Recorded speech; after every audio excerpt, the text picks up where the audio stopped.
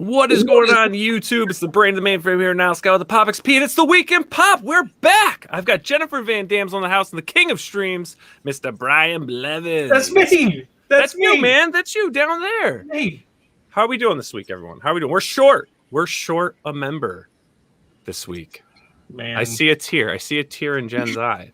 I love Caleb. I teared up a little bit too. I know. Well, we're going to wish Caleb the best. He's visiting his mom. He's getting his second shot. But we do have a treat tonight. We do have someone filling in, a special guest, a friend of the show, someone dear to our hearts. Everyone, please welcome FragaBOOM.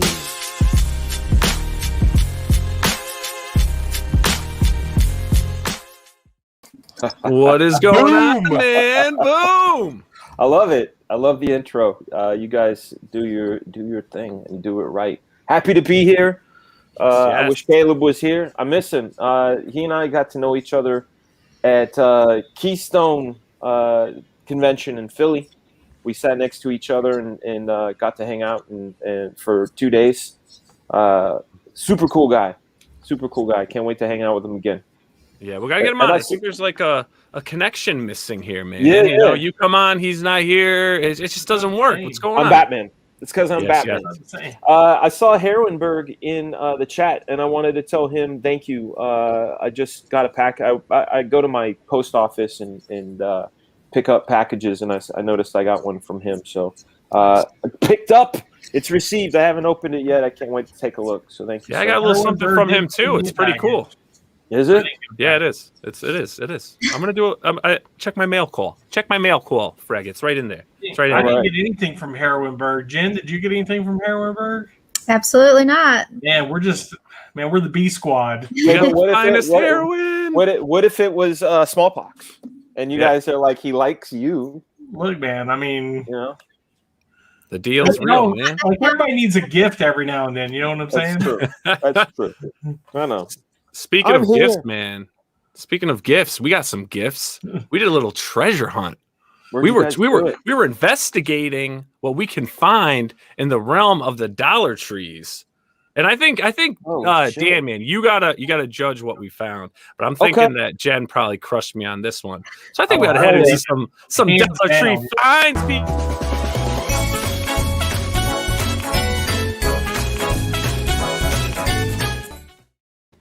So It's over. we all decided that, we were going to go and see what there was at the Dollar Tree, what we could find, some things that were weird, maybe something that tasted gross, something fun, something new, something borrowed, something blue. I don't know.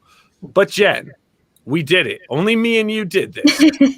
Only me and you took the excursion. I got scared. It's a scary place, man. Dollar Tree's It no can be. joke. It can It be. is no joke. You ever fight a 5-year-old for a pack of Pokemon? They sell Pokemon at your Dollar Trees? They do, but there's only 3 cards. It's not a 10-pack. It's a 3-pack, and it's $1. They only sell Joe GIs at mine. Oh, dang. What is Joe GIs? This is neat. GIOs. Yeah, yos. So how many items did you get, Jen? Well, I got a lot of stuff because I have a shopping problem. So, but I got specifically for the show. I figure eventually we'll do some more stuff. So I got something spicy. I got some sour stuff, but that wasn't the goal today. I did get something cool, and then I tried to find funny stuff. Hopefully it'll be funny. So I'm very excited to try the food item that I got, though. Should we try? Is it a weird item, like something like this is weird and gross? Maybe. Let's start. Do you want to start with that? Sure. Okay, and I'm gonna ladies first. So I think you need to dive in. So what is your first item?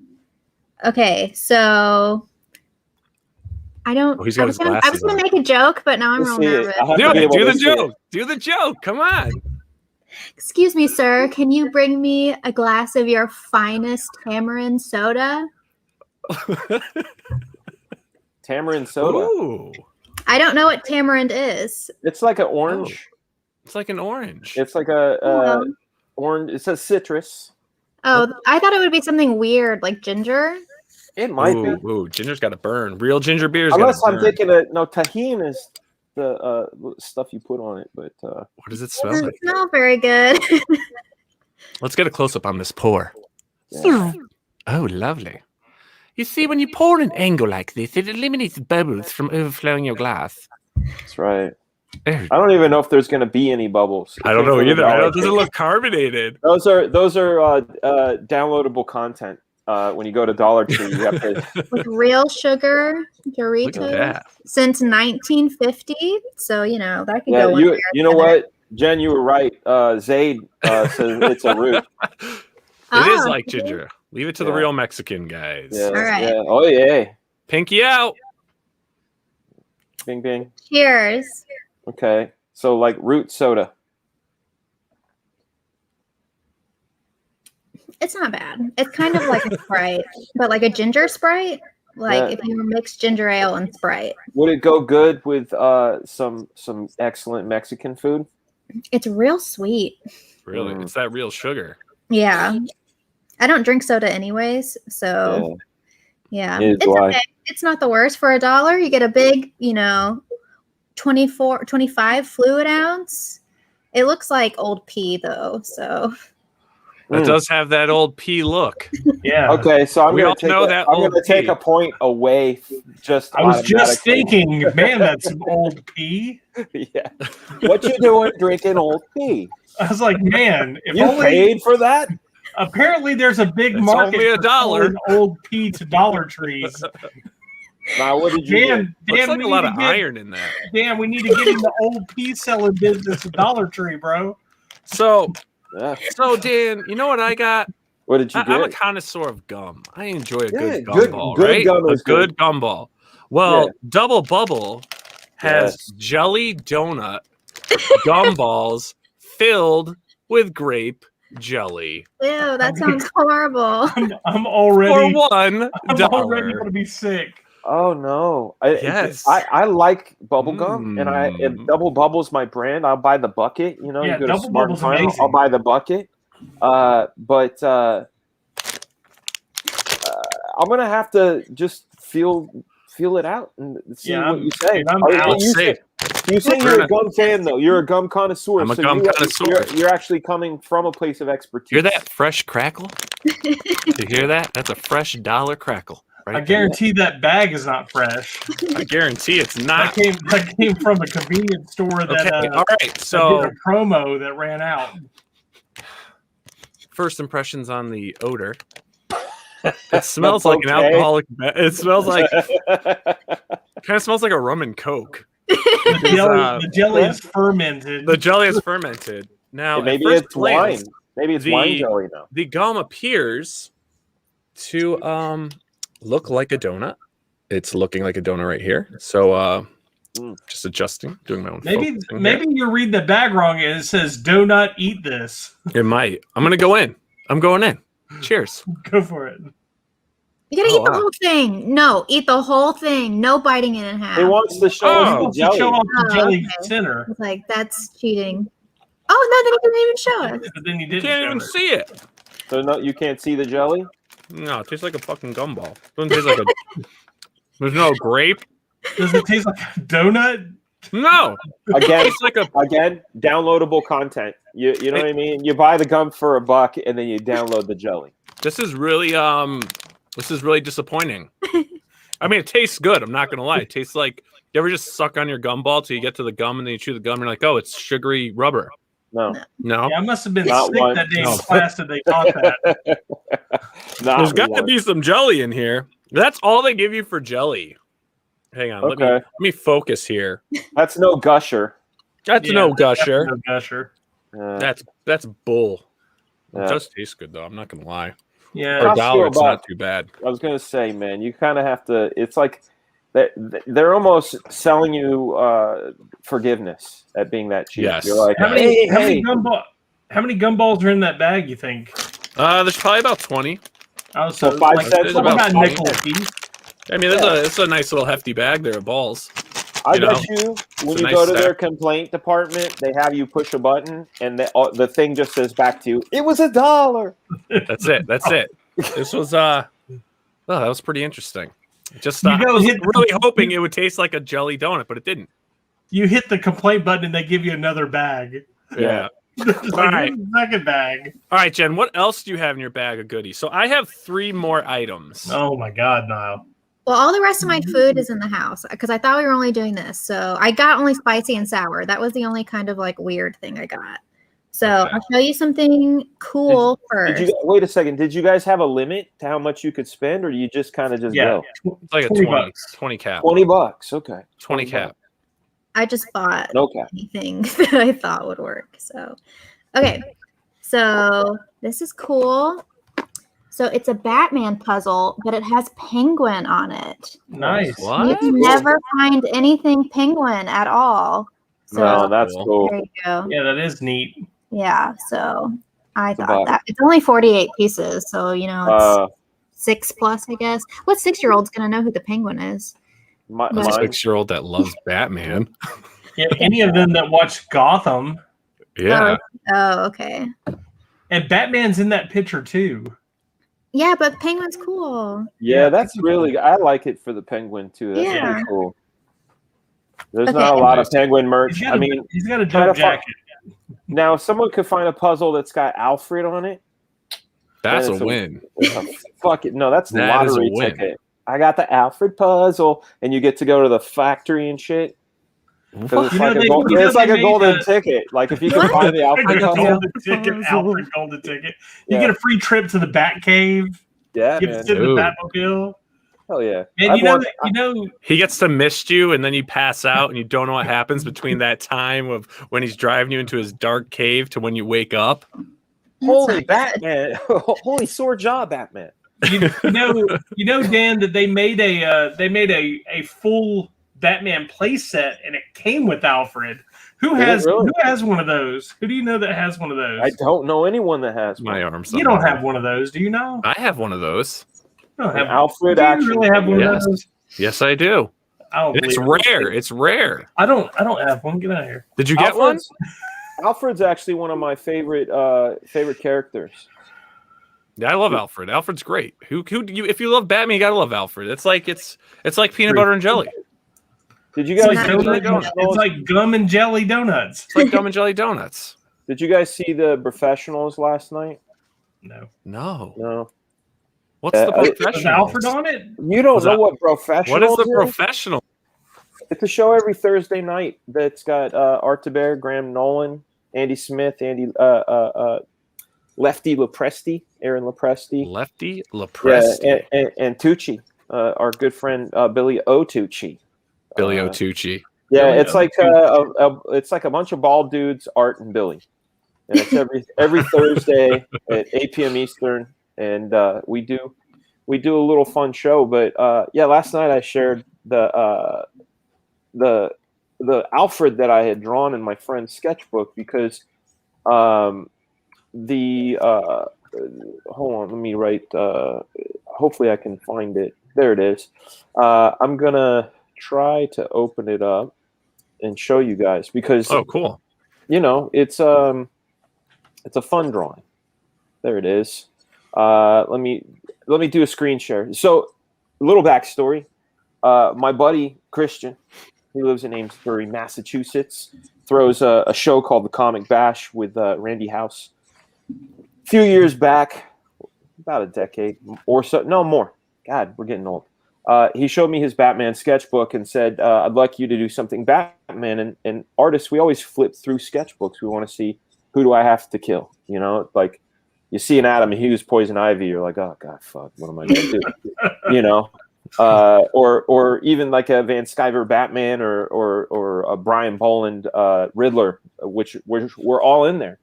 So knowing that I would not be able to defeat these gentlemen at their own game, I said, may I draw Alfred? And he said, why, what? And I said, yeah, I want to draw Alfred. And he said, well, what are you going to do? Draw Alfred? Alfred just sitting there giving sandwiches up? Like, you know, what is it you're going to do? Yeah. I said, listen, man, Alfred's a human being. You need to treat him with respect and let him have a human moment like we all do. Put some respect on his name. Yeah. So why don't you share my screen and you could see Alfred poops, okay?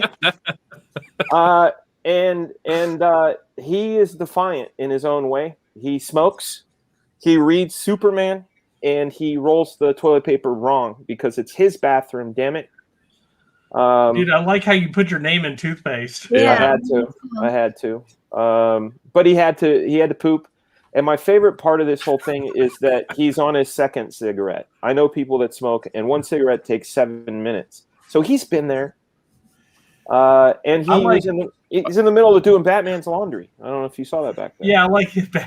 Oh, I know Batman's laundry all too well. Oh yeah. So that's anyway. Sorry, sidebar. We were talking about Alfred. So his legs are like, so he's like right there at the thighs are starting to fall asleep. Yeah. Here's the squatty potty. Did you see his little socks? His little sock stirrups. Where you can poop out rainbows. Oh my God. Okay. Is that what you got? Back to Dollar Tree. What's that? We're talking squatty potties, bro. You got a squatty potty? Everyone has a squatty potty. Who doesn't squatty potty, bro? I saw the ad, but I never bought it. You know, Oh, I've yeah. never had a problem. I tried it once and I don't like it because it's almost like sitting on the ground with like your knees up in your. It's just weird. I don't need that in my life at all. Well, I'll tell you what, man. It's once you do it once, you kind of understand what it's about, and you're like, wow, why have I not done this? I've been doing it wrong. That's just weird. No, that is just weird. I think the squatty potty is the real reason the ice cream machine at McDonald's doesn't work. Really? It's gross. Well, I got my little fun find, and I got to turn the green screen off for this one because there's a little green and it goes away. But is my new summer cup? What, for $1? What, for $1, dude? I would. This is the cup of choice. Look at this. In the wind, the leaves will be flapping. I need that in my life. My comic is called Pineapple. This is coming to you, bro. This is coming to you. Please, dude. You know SpongeBob's going to be really mad that you bought his house. Hell yeah, he did. For $1. Put a new chimney in. Hey, I bet a mayor of Bikini Bottom sold him that for $1 when he was really appraised. It was really appraised. There was no appraisal on that house done. There you go. You know what though? It tastes really gross. It's going to need a good washing. I don't know what kind of chemicals are leaching in out of this, but You didn't wash it first? why would you? You don't wash things when you we're men. them. We're men. We don't wash stuff first. No, I wash clothes before I even wear them. Guys, you guys are men, but I'm a man. This is a brand new wine glass because I broke the last one, right? Did you wash it? I broke my wine glass too. I was going to use a wine glass and then I dropped it like 2 minutes. Yeah, well, I went to put mine. So this is plastic. I went to put mine in the cupboard and caught the top of the other shelf and just shattered it like a fucking caveman. You know, but I washed this in hot distilled water, rubbed it down in rubbing alcohol, hot distilled water one more time, and then I poured wine into it. Damn, that's like real sanitation. Well, you don't know that package has been at Walmart. Do you think this guy cleans his stuff? Do you think this guy right here cleans his glasses? Billy Tucci. It's Billy. Billy Tucci. Hey, y'all. What's up, Tucci? Hey, Billy. That is my professional right there. That's right, professional. What's happening? Professional. My man. What's going on, Jennifer? What are you drinking tonight? Lovely as always. Thank Adorable. you, Billy. Blevins, I'm digging the blue. Billy, I haven't seen you in so long. I forgot what you looked like. Yeah, rough week. Having a rough week. I told Billy, I said, bro, we're live now. You gotta pop on. Stop fulfilling these books. People don't want comics. They just want to see your face. They don't want to get a comic at 9 o'clock at night. They want to see the Tooch. Yeah. Come on. on. Here. But we just went through some of our dollar finds, Billy. I saw that. Did you see? Hey, what is this?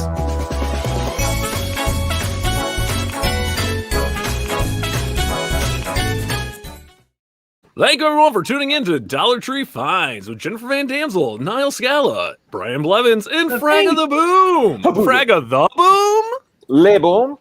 Le Boom. Fraga Le Boom. Le Boom. Fraga Le Boom. Well, Billy, how's it going? Getting everything fulfilled? Where are you at on that?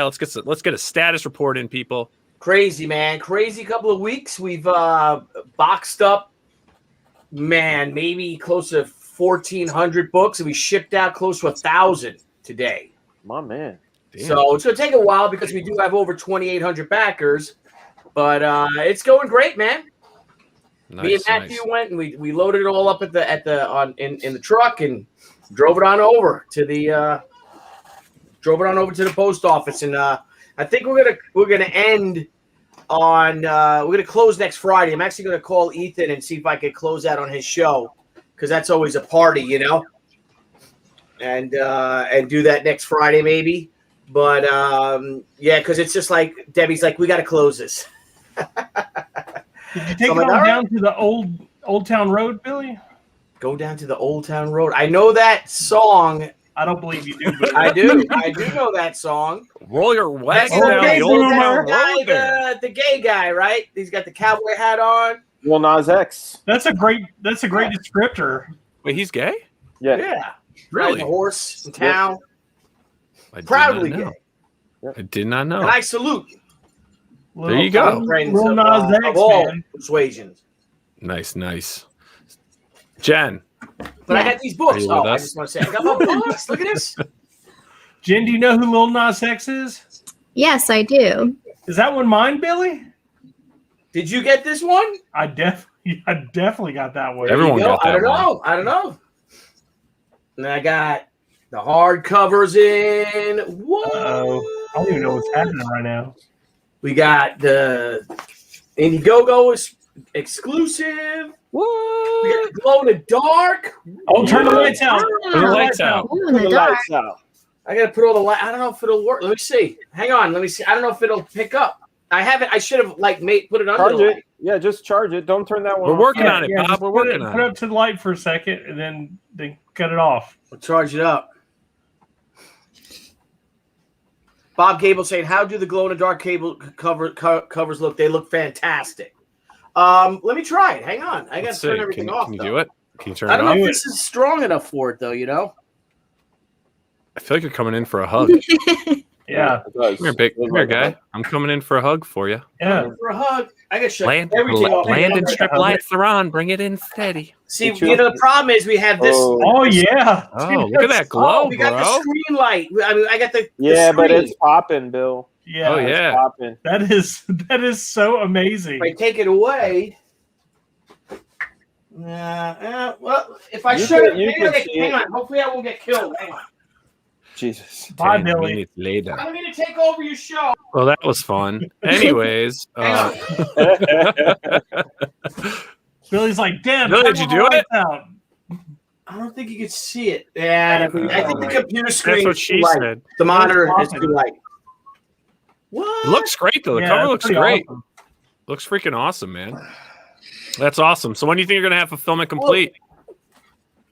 I have a few weeks. Nice. Hang on. What are you doing there, bud? The light fell down. Oh, jeez. It actually looked good. It was a nice accent. Yeah. Hey, Billy, did you watch Mortal Kombat? No. We're not on Mortal Kombat yet, bro. Finish him. I heard Johnny Cage isn't in it. What's up with that? Say what? Oh, well, I'll say that for the segment. Sorry. Who's not in it? Johnny Cage is not in it. That you know of. That you know of, bro. What, bro? Yeah, you haven't seen the movie, Billy, so don't be talking about stuff you don't know. Well, that's what everyone's. All right. You know what? I'm sorry. I won't talk about it. You a Mortal Kombat fan, Fraga? I played Mortal Kombat 1, 2, and 3, and I have a character in Black Flag named Raiden. So no. He's like that. Yeah, man, we had like Raiden was my guy. It was back round Oh and no, forth. don't say that. What? Oh no. Yeah, why you're not a Raiden? Jen, you're not a Raiden fan? No, you're gonna show my pictures and I'm gonna get real embarrassed. Oh my God! We're all Raiden. I think we're all Raiden fans. No, Raiden was Yeah, my yeah, character. yeah, That's Raiden's my played. jam, bro. It's That the was what I For always that picture played. you posted today of yourself or yesterday of that, yeah. I'm just gonna say what everyone's saying. It was smoking. Total smoke show. Yeah, it was Guys. it was very Wait, you electric. dressed up like Raiden? Yeah. Yeah, did you not see it? It was ridiculous. Should we show a quick Did you preview? Did you shoot Jen? lightning? Go No. for it. Yeah, do it. Do it. No, Keep no, the not lightning. yet. Not yet. We have a whole segment, so if Jen wants to do one picture, we can do it. Otherwise, we'll wait for the segment. Thank you. I don't know. It's fine. Oh my god, I'm like blushing so hard. Why are you blushing? It's incredible. Yeah. Thanks. We'll do this one because she's conjuring her lightning. That's Fatality. incredible. Fatality. It's insane. How did you make your eyes light up? Did you like lick a 9-volt battery? Like, how did you do that? Yeah. Photoshop. Oh shit! Yeah, I know. Dang, man. Oh, you didn't use the contact lenses? I wear the contacts. Like I posted a selfie in the Dropbox. I wear the contacts to conventions, but you can't see anything. And then you have like he has like the face cover, and then I can't hear anything. So that costume is like one of the most pain in the ass things to wear because I can't see and I can't hear, and then I keep hitting people with my hat. So. You know, in the Shire in Lord of the Rings, they had a photo editing software. It's called Photoshop. I was waiting for that. Yeah. Damn, that just happened. That just happened, and I like it. That's only just happened. Yeah, it did. Dad jokes. God, that's ridiculous. Follow Jennifer Van Damsel on Instagram for some amazing cosplay photos. you. I didn't know that we were telling dad jokes. I have a great dad joke.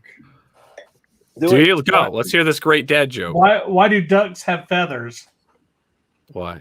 To cover their butt quacks. Oh, damn, Blevins, that's good. That's pretty good.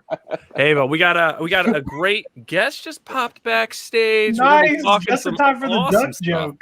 Just in time for the duck jokes. Everyone, please welcome Graham Nolan to the show.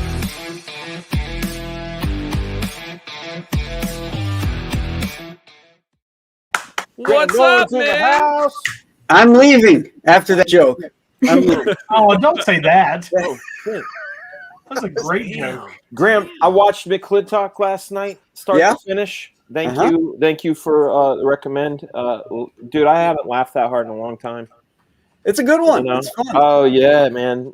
Just good stuff. I mean, there's some Telegraph stuff, you know, the molasses and feathers thing and all that, but like, Oh yeah, that's a little rough, but god damn. And I love the I don't know if you guys have seen McClintock, it's a John Wayne movie, but when the kid has to fight the uncle, like he beats up the one dude and then he has to fight the uncle, and the uncle just keeps taking punches and then throws him through a wall.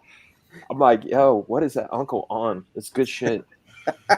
And John Wayne, definitely don't do. Definitely don't do. Where did Billy O'Tucci go? I don't know. It's his device not connected. He's probably messing with something and disconnecting. Dude, I saw Graham on earlier, and I asked him about the Adventures of Briscoe County Jr. I love I that had- show. Dude, Graham, if you haven't seen it in a while, like I have an extra DVD set that I could send you if you want to watch Chuck it Norris? again. Is that 'Cause- Chuck Norris? Who is that? No, it's Bruce Campbell. Oh, Bruce Campbell. Campbell. That's Yeah. right. I'm thinking of And also it had Bruce Leroy Show Nuff from The Last Dragon. he's the the- greatest. Yeah, he was the great. Yeah, The only Converse I'll ever kiss. is he the prettiest? Show enough. Is he the meanest low down round this town? Show enough. Now kiss my Converse. You there? look Got who's here. back. I'm just gonna move Wow, my man. Jennifer in Dude, the your middle. camera looks so much better now too. There's none of that weird haze. Yeah, I moved. That's when I have my. That's when I'm working. I have my. Oh, art there light it on. is again. There Okay. you go. There you go. Now you Much look great. better. So, Graham, Yeah. you are a busy man, a busy man. You're running campaigns, and out of nowhere, Aftershock releases a book of yours that's Yes. going through them. So, I mean, geez, you're a freaking machine. Well, to be honest, the Girls of Dimension 13, I've been working on that for about 3 years. I started on that before I started on the Chinook. Wow. And I went through an artist, and it wasn't working out, and so and that took a long time to figure out. And then I decided, well, I'm gonna look for somebody else, and I decided upon Brett Blevins and reached out to him to see if he wanted to come on board. And, he's really the perfect choice for this thing, because I wanted the concept for the story was going to be, what if I mashed up the Girls of Apartment 3G with Doctor Strange? Mhm. So that was the genesis of it. So who better to do it than a former Doctor Strange artist who's also a Good Girl artist? So Brett Blevins was the perfect choice. I wish I was related to him. I wish every day. Right. No, I mean, he's the third Every day best I wake Blevins. up with my fingers crossed and just never dreams never come true. Another DNA test is ordered. Yeah. Damn it. He's like I said, I tell a lot of people he's like my third favorite Blevins. Who was the second? Well, second is my mom, and then of course my dad is number one. Ah, okay. I thought you were going to put yourself in the list for sure. No, Brett Blevins is well above old Blevins. Blevins, Like I don't even number use 4 my slot. first name. Brett gets his first and last name. Dude, Brett Blevins is the best. His Sleepwalker work was ridiculous. Yeah. No, the work of this book's great. So, Graham, do you mind if I bring up, because I've got a digital copy, if I can just show a few pages? Please do. Awesome. All right. So, I mean, first off, the cover is awesome. I love the cover of this book. I gave it a read. I read through the whole book. Everything's great. I mean, the interiors are awesome. The story's great. I love right off the bat because I know you wrote it. Then when I go through the script of it and everything, like, there's a little bit of Florida in there, a little bit of New York. The way you tie certain things in. Right. But 3 years in the making, or so, that this book's been really kind of in production. Now I got to ask. So the first issue was great. It's wanting me. I really want the next issue and so on. How long is this series expected to go? 5 issues. The publishing model for Aftershock is you do 5-issue arcs. So this will go 5 issues, and if it does well, they'll commission a second 5-issue arc. Because 5 issues is what it takes to create a trade paperback. Now, if you can you just give us a brief kind of overview of the main characters of the 4 ladies? Sure. Do you want an overview of what the story is, or of the characters themselves? If you can, a little bit of both. Okay. Just the Reader's Digest version. Okay. Sort of like the elevator pitch, if you will. There you go. Okay, so basically, these 4 girls are brought to this strange building in New York City by a woman, and they think that they're going there because they all want to go to school. They're all college age, and they arrive at this place, and the woman is gone. She's missing. This building is a nexus point for the 13 dimensions. There's a portal there called the Mirror Wall, and the woman that brought them together has been the guardian of that portal. And these girls are all sorceresses, but they don't know it. They have these abilities, but they just think they're weird and they're strange, and they don't know really what they are. But she does. And she's trying to find the next person to be this gatekeeper of the portal of the Mirror Wall. There's 13 different dimensions, and they're all sort of being overrun by this creature called Abraxas, and he wants to get the 13th dimension. That's our dimension, and he's taken the gatekeeper, and he's siphoning off her mystical energies to use to break through our wall. And so the girls have to kind of like discover their abilities, real chop, and and sort of on the fly, and try and rescue her and prevent this basically invasion from Abraxas. Nice. And Brett Blevins' interiors are incredible. Who did the coloring on this book? Greg Wright. Awesome. Yeah. Greg's coloring my Alien Alamo too. Nice. This is cool. Any way that this can cross over into your other work? I don't think this one is going to cross over because there's another publisher involved. With obviously with Aftershock, but my other books, like Monster Island and Joe Frankenstein, will all cross over into that Nolan verse that I'm building with started with the Chenu and now with Alien Alamo. Very cool. So is the Abraxas monster a dragon? Yeah. Did you stick with the whole dragon theme for Abraxas? Sorry, Brett? Abraxas, you said the demon, right? Yeah. Is it a dragon? No. Oh. He's the way I describe him in the script of Brett is that think of The Thing from John Carpenter. You know, this is a creature that lives on misery and despair, and the more that he can create, the bigger and more hungry he gets for it. You know, so he's got like he's really amorphous. You know, his face and his body parts are always changing, just like, you know, The Thing. There's shit popping out and, you know, bile coming oozing out of things and stuff. He's really a disgusting creature. And Brett, you know, took it to a whole nother level. You don't really get to see him in this first issue, but I think by the second and third issue, you get to see some of the nastiness of this character. Mm-hmm. Now, did you model it after Dan? Because he's one of the nastiest guys I know. I'll tell you. So nasty. He's such a nasty guy. Jen, you were going to say something? Yeah, so you mentioned the Nolan verse that you've got going on. How long have you been working on that whole thing, like just in total? It really started with my last campaign with the Chenoo. I didn't originally intend that to be or to have any of these books interconnect, but then I got this idea as I was coming to the end of that storyline that there was a setup point where I could say, okay, you know what, I could really connect these things together. I can see a thread line and to build a tapestry of a larger story and connect them all. So that's what I decided to do, was connect it so that in the Chenoo,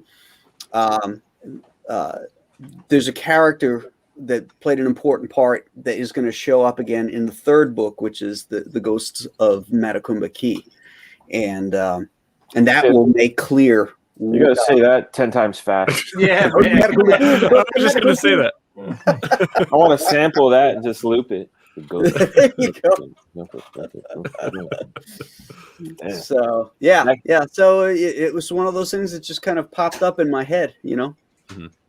Now, when you get that instance, and you know, this is really for, let's say for, you know, you, Graham, Dan, and Billy, when you want to tie in something that maybe initially you start off not even having that idea, even to go in that direction, you know, you take that character. Now, is it something you can just start playing right away, or is it like, all right, I've got my next book, which is separate, but I'm working on it. But then, you know, then looking at how that plays out, do you go back and look at the previous story, like, all right, I want to create this tie-in.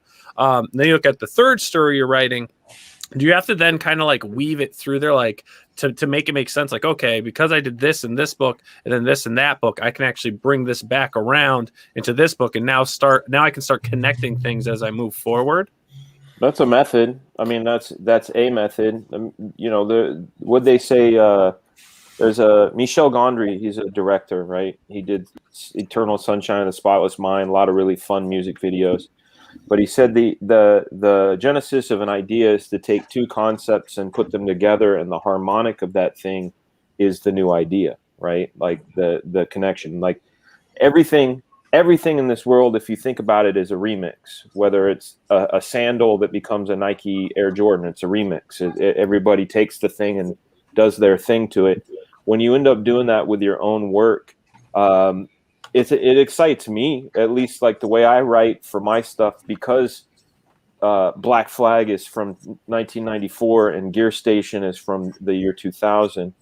I can look at it with fresh eyes and kind of create connective tissue that wasn't there before.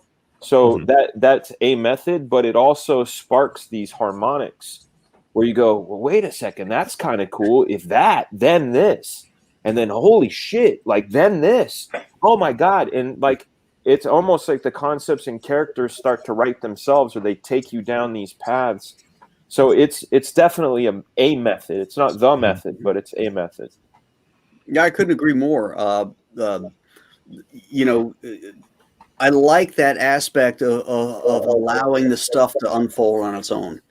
You know, you create ideas and stuff, and you create characters, and then you throw them into situations, and then, you know, the character that you've imbued with these various ideas and thoughts figures out ways to make it through, you know, and it becomes like, oh wait, well he would do this, or you know, it really kind of works itself out, you know. And then moving forward, then you can kind of just plan out, I guess, like your next step issues, right? To get it to tie in. Yeah, I mean, because I'm not doing sequels, I'm doing self-contained stories, but there's an overarching thread that's going to go through them. Your breadcrumbing will eventually dovetail into a bigger story. What that end story is, I have not worked out yet, because I still have other pieces of that puzzle and characters that I have to reintroduce, and I want to see where they go. I don't want to lock myself down. I have ideas of where it's going to go. You know, I have very broad ideas of what can happen, but that's not locked down yet, and it should become much more clear to me as like the third and fourth book come about, and you know, those characters come to life, because like I said, they're not sequels, but each one introduces a new set of characters. Yeah. Now with each book you have, it has like a different theme, like almost like a different paranormal theme. You know, the Chino had, you know, was a cryptozoic creature. You know, then you did an alien-based book, you know, creatures from outer space. Now you're going into one that seems to be more of a ghostly type book. Now, do you have a checklist of like all the different categories, like in the paranormal field, and then to do a book though, but to tie it in and then start merging all these other ones together? You know, these genres are my wheelhouse. You know, I love monsters and horror, and I was into that long before I was into comics. And nobody else does that stuff anymore. It seems like, you know, we're locked into a genre in the corporate comic world. So I thought, you know, I want to do the kind of comics I want to do. I'm not going to compete and do superhero comics per se, at least not in this first stretch of my Nolan verse. You know, I want to do stuff that revolves around monsters, horror, supernatural, and science fiction. the happy place. Yeah. Yeah. What's your favorite though? What is your favorite genre within like that horror paranormal world? I would say it's a toss up between I think I would have to say monsters. Monsters is my favorite, but science fiction always has a cool monster too. So you know, there's a little of the two together. You know, every good science fiction movie's got to have a monster. For me. Would you prefer like a monster that's a physical monster, or something like the monster from Forbidden Planet? A physical monster. I'm not. Forbidden Planet is a classic film. Not one of my favorites. Oh my god, I gotta go. You know, one of the genres I haven't seen a mashup of. You've seen action movie monster with something like Predator. You know, with this on sci-fi, it's on monster, it's on action. So it's a John McTiernan. It's a fucking win. You know. Yeah. I've never said, like, when I think about my childhood, my genre, I love kung fu movies. Like, I know you liked westerns and monsters, but I love kung fu movies and action movies. Right. And like we talked last night about Sam Peckinpah, I saw those as action movies. I didn't even see them as westerns. I saw that as an action movie. But you never see like a western horror. I don't know if I've seen one, and I don't know if I've seen a martial arts kung fu horror movie. You know, where there like are some foreign ones. I'm pretty sure there's some foreign kung fu monster movies that got made in the 70s. What about any definitely not a list? But hey man, some of those are the best though. Like some of my favorite movies are complete trash, but they mean so much, you know. That reminds me of the Terrence Hill, or My Name is Trinity or whatever. You know, the it's supposed to be comedic, but I remember watching it as a kid. Like, he'd be holding his bag, and then he'd draw on fire, then grab his bag before it falls off his shoulder. And I used to think all that was amazing. Had no idea that it was special effects. I was like, man, he is that fast. Yeah, man. Jen, what's your connection with horror films? I really like horror movies. Actually, like when I was really young, probably like 6, I would go visit a family friend, and we'd always go get VHSs. And horror movies were always like $5 for $5, and $5 was my budget. So I was like, well, I'm going to watch these because I get to get the most. Freddy Krueger was definitely my favorite. Yes. Everybody. I saw like every single Freddy Krueger movie. So definitely my favorite. I can just imagine Jen being like, hey, let's go find an adult to go rent us this rated R horror movie. No, man. The adults in my life were cool. They let me do whatever the fuck I wanted. I love when they can mix comedy and horror too. That's one of my favorite mashups. Did you guys ever see a movie called Grabbers? No. No. It came out about 3-4 years ago. It's an Irish-made film, and the plot of this is that these aliens come down, these like meteor eggs type thing, similar to Alien Alamo, and they land on this island off the coast of Ireland, which is sort of a vacation place, and the season's over and the island is just about empty except for the locals that live there.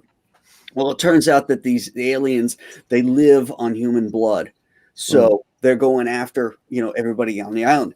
But what they discover is that the thing that is poisonous to these aliens is alcohol.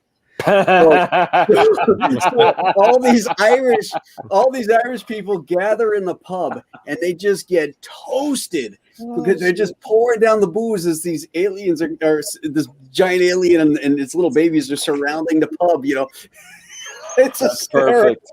It's so funny. It's a great movie. All right, everyone out there, let's get Herrenberg. Let's get a link for Grabbers in the chat there. Grabbers. So what's your watch it on Hulu? Oh, it's on Hulu. Nice. Yeah, I believe it's on Hulu. So what do you think is in your opinion, Graham? What is the worst horror film you've ever watched? There's so many bad ones, but like bad like that you would walk out on, or bad that you laugh at, are two separate things. There's one called From Hell It Came, from 1959, and it's basically this walking tree called the Tabanga, and it's so bad. You can't take your eyes off of it because the acting is so bad too. I mean, you can't believe that people are delivering some of these lines. But it's bad in a fun way. Mm-hmm. You ever see Silent Night, Deadly Night Part 5? Part 5. I'm not kidding. It's like a Pinocchio gone wrong, and he's going around trying. I want to be a real boy, and he's like, fucking people up. Silent Night, Deadly Night, Part 5. Part 5, not 4. Part 5, not 4, 3, 2, or 1, just 5. Okay. Yes. Tucci over there, Tucci in the silent corner. What is your least favorite horror film? Man, least favorite. Jeez.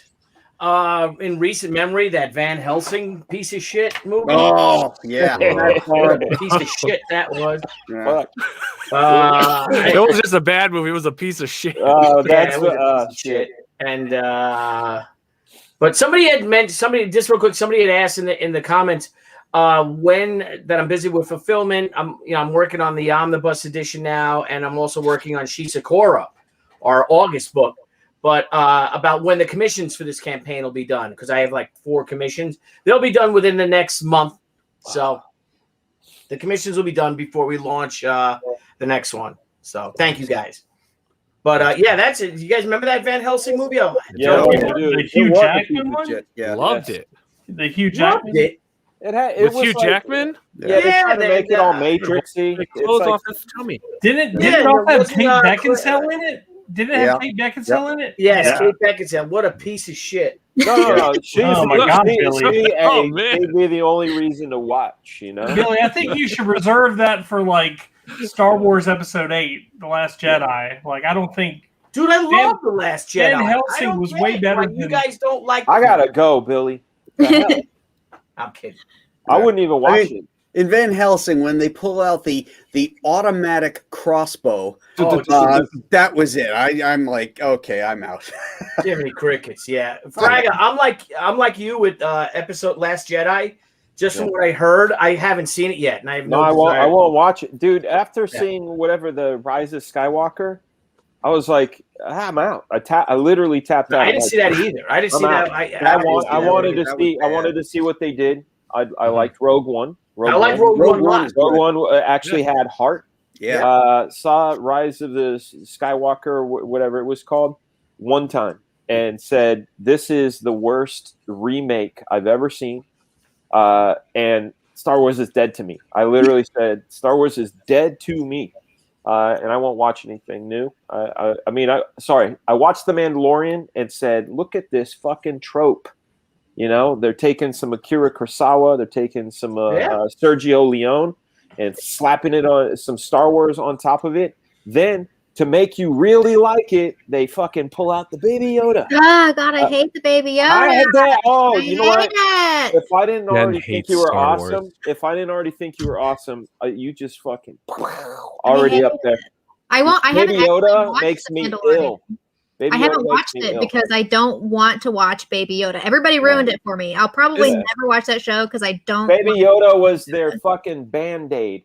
It's like, Yeah. you know, the spoonful of sugar that makes the medicine go down? That was a fucking bag of sugar. That's I feel like Blevins' heart is crying right now. Sorry, Blevins. Baby Yoda was a big That's fucking right. bag of sugar. It was a big distraction for you to look at this fucking trope around it.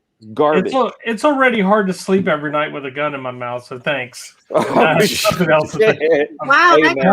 really Hey, dark. It's across the way, not down the river. No, it's down So the is river, not it- across the way. Now, Dan, I don't know if you know this, but most of the shots of the Mandalorian in the actual outfit Yeah. is John Wayne's grandson. Is it really? Yep. Okay, well, Really? shit. I gotta like it for a second. then.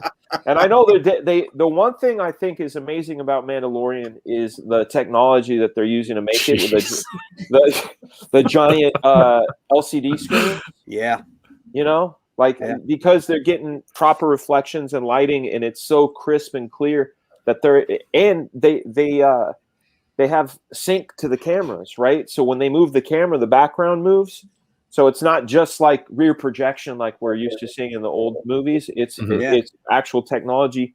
And also the other thing that's incredible too is for some of the guys in the viewfinder, if there's like things flying through and all that stuff, they can actually see the previs in the viewfinder. Filmmaking now is bananas. Wow. It's What? absolutely crazy. Yeah. It's nuts. Yeah. That's crazy. I want it. I don't even need it, but I just want it. Yeah. Yeah. That'd be cool. But I think we need to really understand, like, Jen, why do you hate everything Star Wars? I don't. I mean, okay, my favorite video game of all time is Knights of the Old Republic. So I feel like that's really great, even if What's great about it? The Tell fact me that on she it. can kill off Star Wars characters because she That's hates them what so it much. is. Yeah, That's Knights of what the it Old Republic or Knights of the Old Republic 2? Which one? the first one. Hmm. So, Oh anyway, no, it's good. but She's like, Darth go to Revan sleep, is pretty Blevins. good. Yeah. it was my first RPG ever, and I actually hadn't even seen Star Wars when I played it, and I just loved it so much. I thought it was like the coolest concept ever. Have you never seen any Star Wars or just No, the I've new seen one? them now. I've seen But- them now. The newest three were. I didn't see Because- the last one. For the 'cause I longest did. time, Todd McFarlane, the creator of Spawn, he's one of the proud things he would say is that he's never seen Star Wars at all. I don't know if that's ever changed, but it's an interesting thing. But, Really? Let's call him and ask. What's his number? I Let's have bring it. him on. Dan, we'll call You I him. think have he's it. still, to this day, he still has not Well, watched Star Wars? this was like 7 years ago, the last time I heard him say that. But I think he takes such pride in it that he now does not watch Star Wars. It's principle. He's doing it on Yeah, now it's purpose on now. principle. Whatever, it's for I'm bragging like that with rights. reefer. I never tried pot, and where is the badge of honor? I never tried it. Hey, I've Billy, never drank alcohol. I'm smoking enough for us right now. Nice. I'm not. Is that why your camera keeps going off? My wife didn't. Yeah, even- you can't do never That's that. did. exactly right, Jen. You That's don't hear the exactly right. lighter? Come on. Yeah. Yeah, that's not some tech click. That's a good old get lit. There you go. Yeah. I've never drank a day in my life, so I Really? don't know what's up with that. Well, you don't have to drink a day. You just got to drink a couple hours. Yeah, that's it. that's right. That's like when I would they drink for a said, "Hey, full what's day." what's your birthday?" And I said, July 18th, and they're like, "What year?" I'm like, "Every year." Your birthday is Oh, July 18th? Yeah. Is yours That's too? my birthday. No, it is not. Yes, it is. That's my I'm calling birthday. shenanigans. Why would I lie about that? I don't know. Like, that's very random that Oh two my people in gosh. the same chat. We're And so mine's cool. December 30th. How weird is that, guys? Anybody What? else? December 30th, guys? Should we eat puffy marshmallow twirls from the dollar store? I Is kind your of want birthday really those. July 18th? That's for you. Yeah. That is incredible. That's awesome. That's why we have that bond. We have Yeah. that. I No, like to think man. we're like opposites. I'm definitely the evil one and you're the good one. Thanks. You need to I need have to a work good on my beer, man. what happens. A beer, not to get drunk, just to have it like a hamburger and an IPA, or I'm a like hamburger Oh and no, have it on toast. please. I told Billy No, whenever for hamburger. conventions come back, I told Billy that I would have my first drink with all the guys. when we Okay, do the next good. convention. I'll drink all beer. The only one I don't like is like those weird stouts. Like they're like peanut butter oatmeal stout. I'm like, stop. Oh yeah. Stop with that. I I hope just it had a doesn't turn few into good like a German Wolf beers Barrel tonight. moment. What's that, Graham? I said I had a few good German beers tonight. Oh, There you go, yeah. buddy. Ooh, nice. Spaten. Yeah, you gonna have any more German beers tonight, Graham? You gonna have any more Yeah, beer? you never know. You never know. That's why I think I- Mexican beers are so good, because they got all the German recipes. Really? Yeah, Is that Yeah, true, no, or are you messing with it's, me? it's absolutely true. And if you think about Tejano music and polka music, it's the same shit, right? And all the brewing that happens in Mexico, the good brewing, like the Soul Company that makes Victoria, and those companies, Modelo, they got all their recipes and techniques from Germans. Do they follow the Reinheitsgebot? I don't know what you just said, Probably. but my nipples are hard. It's weird. That's the German purity law. Yeah. It's called yeah, the Reinheitsgebot. You could. I don't know, dude. German I listen. brewing, There, you only use there's 4 ingredients. there's a radio station called Radio Gong. It's 96.3 on Munich radio. Sometimes I'll listen to that because it's got like pop. They get pop songs probably about a month before we do, but they also have some really songs you've never heard before coming out of Africa and France and things like that. But when you listen to the German traffic report, which is usually in our morning, it's their afternoon traffic report. That's some of the funniest shit I've ever heard. Yeah. Good shit. Like when people Guys- talk in German, it makes me laugh. I gotta go. I gotta go pick Matthew up at a 9th grade party. Oh guys. shit! The volleyball team had a party tonight, so I'm gonna go, and then I'm gonna go head over. I just imagine Yes, movies like dude. 16 Candles and Hollywood Nights when I think of teenage Dude, parties. New Bomb Turk, man. Yeah, Hollywood Nights. That's a rare treasure, man. Yeah, Hollywood it is. Nights, Porky's. Yeah. Man, those Scala, are the remember we shit. met New Bomb Turk, and I said New Bomb Turk. Oh yeah. At Remember the that? Turkicon. Remember Do you that? know what I'm talking about, Niall? Nope. Robert Wall he played New Bomb Turk. He was at Terrificon. Remember, he was just hanging around. No. Oh yeah. Yeah, I do remember now. I do remember. You don't remember. He doesn't. All right, whatever. I don't really care. All right, I let me know. get next Have a time. good one, Bill. Bye, I Bill. love Enjoy you your guys. ninth. I'll Enjoy see your you ninth grade soon. party, Billy. Yeah. All right. Watch out. Those Glad- kids are nuts, man. Those kids are nuts. Yeah, no Ninth girls. graders. I'm like, what, sausage party? He's like, what? He's like, What? and then Coach was there. It's pretty cool. All right, I'll see you guys later. All See right. ya. All right, guys, have fun tonight. All right, Yep. have a good one. Talking about stuff, I guess that's people think is cool. I We're guess. gonna be talking about you in a minute. Yeah, we're about to make fun of you. We're Once you talking leave. about how weird it is that Billy's going to Enjoy your ninth grade party, weirdo. Yeah. Here you go. They're like, hey, Mr. Tucci, have a drink. You're like, all right. 3 hours later, you're like, woo!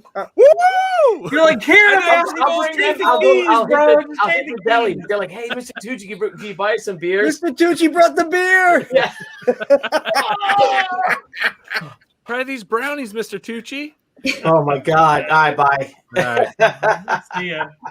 Hey, but we got, let's kick in. We got Niall, I almost ended the broadcast. Yeah, don't do that. I'm just going to do this. You can go now. Don't do that. Don't You do can that. go. Don't let the door hit you in the You butt. may leave now. He's like, delete. Yeah. See ya. And speaking of a new guest, so we got a new creator in the house. Oh An yeah. independent creator. Oh yeah. I think some of you guys may know this fine gentleman. But without further ado, everyone, let's welcome Patrick Thomas Parnell to the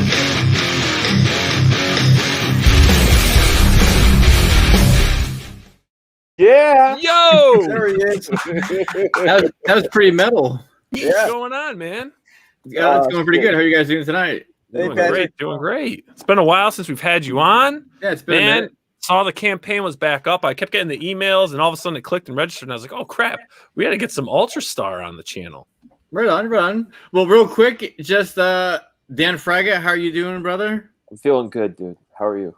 Doing pretty good. I'm glad you're up and about. Graham, I loved your interview with Adam Kubert the other day. Oh, thank you. Thank you. Great. I had Andy and Adam as instructors at the school, so I love seeing him talk. And dude, like, he's like a vampire. Like, he literally gets younger every time I see him. Like, he looks great. And is that Jen? Is that your name? Yep. Yeah. I don't know you, but hello, how are you doing? And Goat Boy, I believe we talked before. Yeah, definitely. Yeah. I think he was on last time we had you on. I believe so too. That's right. Yes. Good to see I everyone. thought it was memorable, man. I thought it was memorable. It's the good old memories. And sexy. You sent me something like right afterwards, right? Didn't you? Wasn't it like a nude? No. Was that No, you? no. I sent you like I send Well, it's a everybody nude who comes on the silhouette. show. I sent a thank you for coming on the show. Okay, that's someone else. Yes, somebody else. It was me, you jerk. Yeah. Wait, that was me too. I feel Well, it was weird. You didn't put your face in it, so I couldn't tell who it was. I was showing you what I do with my pineapple. Yeah, it kind of looked like that. Oh. What are you? Where are you going with that, Jen? I've just It's just seen never, that. I'm like you seeing can drink that it like little- this. I see that like little Nicky where they made Hitler put one up his ass. Oh, yeah. Popeye's just a shit. Carry on. Carry on. So, anyways, Patrick, you got Ultrastar up on Indiegogo, and it looks freaking awesome. Thank you so much. Yeah, this has been like a long time in the making. I've been working on this story actually since I was at the Kubert School. Joe actually even had a little bit of hand in this. I did a Shazam assignment in his class, and I was kind of bummed about the character that I picked. And he was like, just make it to your own character, kiddo. And I made up Ultrastar instead of Shazam. And I kind of stuffed him away like in a portfolio for a little while. Did a few books of him like in the early 2000s, but then just kind of recently resurrected him and decided to kind of do just a full on like run of like a big story of him. So here we are. So just to recap, you're talking about Joe Kubert was like, just go ahead, bro. You're good. Yeah. Well, it's funny because like Joe always Ridiculous. he always called everyone kiddo, like everyone except for Erwin Hazen, because Erwin Hazen called him kiddo. But like he would call everyone kiddo, so he'd be like, I was really bummed that I picked Shazam, and he's like, just make it your own character, kiddo. And I was just like, all right. I was like, I'll do that. Yeah. Thanks, living legend Joe Kubert. Thanks, living legend. Thank you very much for the advice, living legend Joe Kubert. Yeah. Well, that's why I kind of, this thing always like rattled around in my brain since 2004. And I worked on it a little bit. I wanted to kind of come back and revisit it. And I actually like kind of Kenneth inspired me a little bit because I let Kenneth read some of the stuff I did before, and he actually just did that cover as like for fun.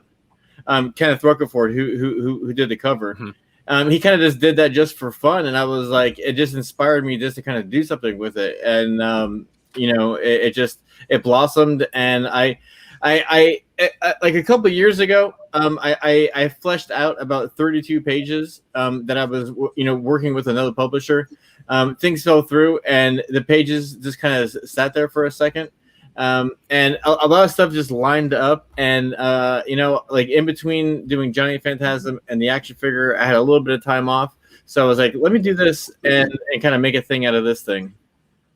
Nice. So what exactly is Ultrastar about? Give us like the premise of the story. So Ultrastar, like the book is about this team called Supernova 5, who they're basically like a Justice League Avengers type team, and Ultrastar goes missing.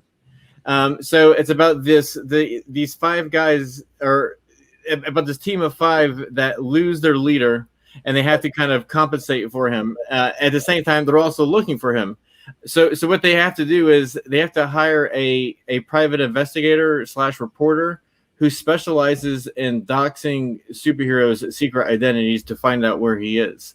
Now, a lot of these guys don't like this reporter because he's kind of outed a lot of superheroes and their secret identities, but they're kind of worried about this guy and where he is, and they're all worried for different reasons. Like for example, like General Star is kind of like the military Captain America guy of the team, and he's worried about where Ultrastar is for like military reasons. Now the guy below him, Radioactive, he's so radioactive he can't go by any other human in the planet except for Ultrastar, because he can actually stand being around radiation. So him and Ultrastar are kind of like best friends, and he's kind of worried about where his best friend is. So like everyone in the team has like these reasons of why they want to find Ultrastar. Nice. And the scenes that you do see Ultrastar fighting here are actually flashbacks of like the last time that he was seen, and they're kind of like reminiscing about it. Well, that's You know cool. what's awesome about this is like if superheroes were real, like in real life, like this plot would be something that would really happen. Like you would definitely have people that would try to dox superheroes and stuff. Yeah. Yeah. Absolutely. And I'm trying to kind of do a JSA Avengers type of deal, but I'm trying to not do the kind of like Christopher Claremont like team type of book. I'm trying to do something a little bit more contemporary. Mm-hmm. So as I'm focusing on the team, I'm not just focusing on the team. I'm focusing on their issues with this guy missing. Because again, like each of them are kind of like have their reasons for wanting to find this guy, and ultimately, like the main reason why they need to find him is that there's like this force of evil that's kind of headed toward the planet, and they're worried that they're not going to be able to kind of handle it without him.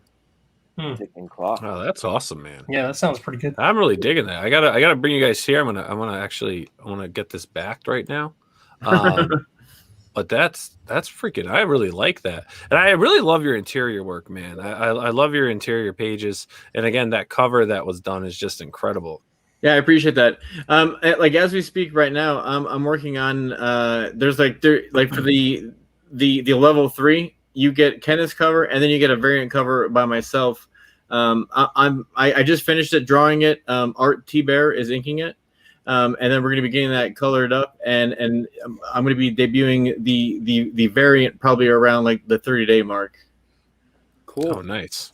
Man, Art to Bear inking your stuff too. What's up? Bear, what? The T-Bear. Yeah. What is going on? Living legend, Art T Bear. He's got living legend Art T Bear. I mean, when they found him next to that mammoth frozen, I mean, it's so, what's crazy is that he already has this book completed. He already has it like at his house, already colored and everything. He already has full. He has everything. He has everything. Art to Bear does. What's up, Eric McIntyre? What's up, Eric? What's up, Eric? How are you, Eric? And I'm not sure if you guys like seeing new stuff at all. I know Dan loves seeing stuff in progress. I do.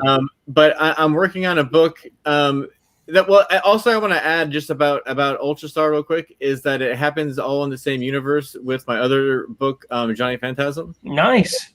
But I'm working on a story right now that is it's one of the books that's coming with the action figure. Like we had an action figure campaign a little while ago. Yeah. And with that book you got with that action figure you got a book called The Scarlet Heart Silent Fright 1989. Like the whole thing with Johnny Phantasm, like we date all the work. So it's like we're trying to kind of capture the imagination, essence, like whatever you want to call of the time period. Like we, in 1977, like I kind of did more kind of retro colors. In 1985, I tried to go with like more like the 80s type of colors. In 89, I'm trying to make it look kind of like Tim Burton's Batman movie. It's just a movie that kind of stuck with me as a kid. So I'm trying to make it look like black and white, like real contrasty. And then we're doing a 90s story, which is going to be like really, really crazy colors. But, here's some of the pages that I'm working on right now as we speak. And It's Sorry, my Pat. listening face. Every single show, somebody comments on my fucking face. It's Resting my boredom listening- face. It's my listening face. I have a Resting hard time boredom. focusing, so I really got to try real hard. I don't. They said there's a girl that looks bored on the channel. I love the storytelling on that last panel, dude. The reflection. That's great. oh yeah. The reflection. That was one of those things that like hit me like at 3 a.m. when I was wrapping up, and I was like, oh, I'm like, I need to do that like before I forget. Montel Jordan said, "This is how we do it." How's that? How do we do it? Well, you did it, man. That's Oh, Did it, bro? All right, did it. This is how we do it. There you go, man. He knows it. And then here's some like what I'm actually working on like at the moment. This is Oh, what dude, that's incredible. Yeah, that's badass. That looks fun. I'm having a blast doing it because I'm doing this specific book all in black and white except for his heart is going to be red. And then what's the next Johnny story is this Johnny Phantasm Extreme 93, and then also again inked by Mr. Art T. Bear as well. So we're super busy over here, like lots of stuff going on. Mhm. I like some of you know, like I used to be a teacher. And I actually quit teaching just to kind of focus my time on doing this. And for me to do that, I have to plan out like my next like year and a half, like book after book after book after book. So, well, for me, it's going book, toy, book, toy, book, toy is the way that I'm planning it. But for me to have comfort, I have to do that. So it's like I have all these books planned. Multiple gears are moving. It's awesome. I'm getting to hire people to kind of like help me like put down flat colors, like helping me people do like production stuff. It's awesome. Like one of the great things about crowdfunding, if you do it right and you're patient, is you get to kind of build these little like empires that you can kind of like control. Now it's like what I'm doing isn't tremendous and just so ginormous I can't handle it, but it's it's enough for me to kind of make a decent living, and I'm getting to create exactly what I want, and I don't have to answer to anybody, but it's great. Again, it's like story after story after story. I'm going to be doing this for a while. Nice, man. Yeah, no, you could put out some great books. I mean, I'd love to see everything that you have coming out. And I mean, that's the thing. And I mean, Graham, you're doing it.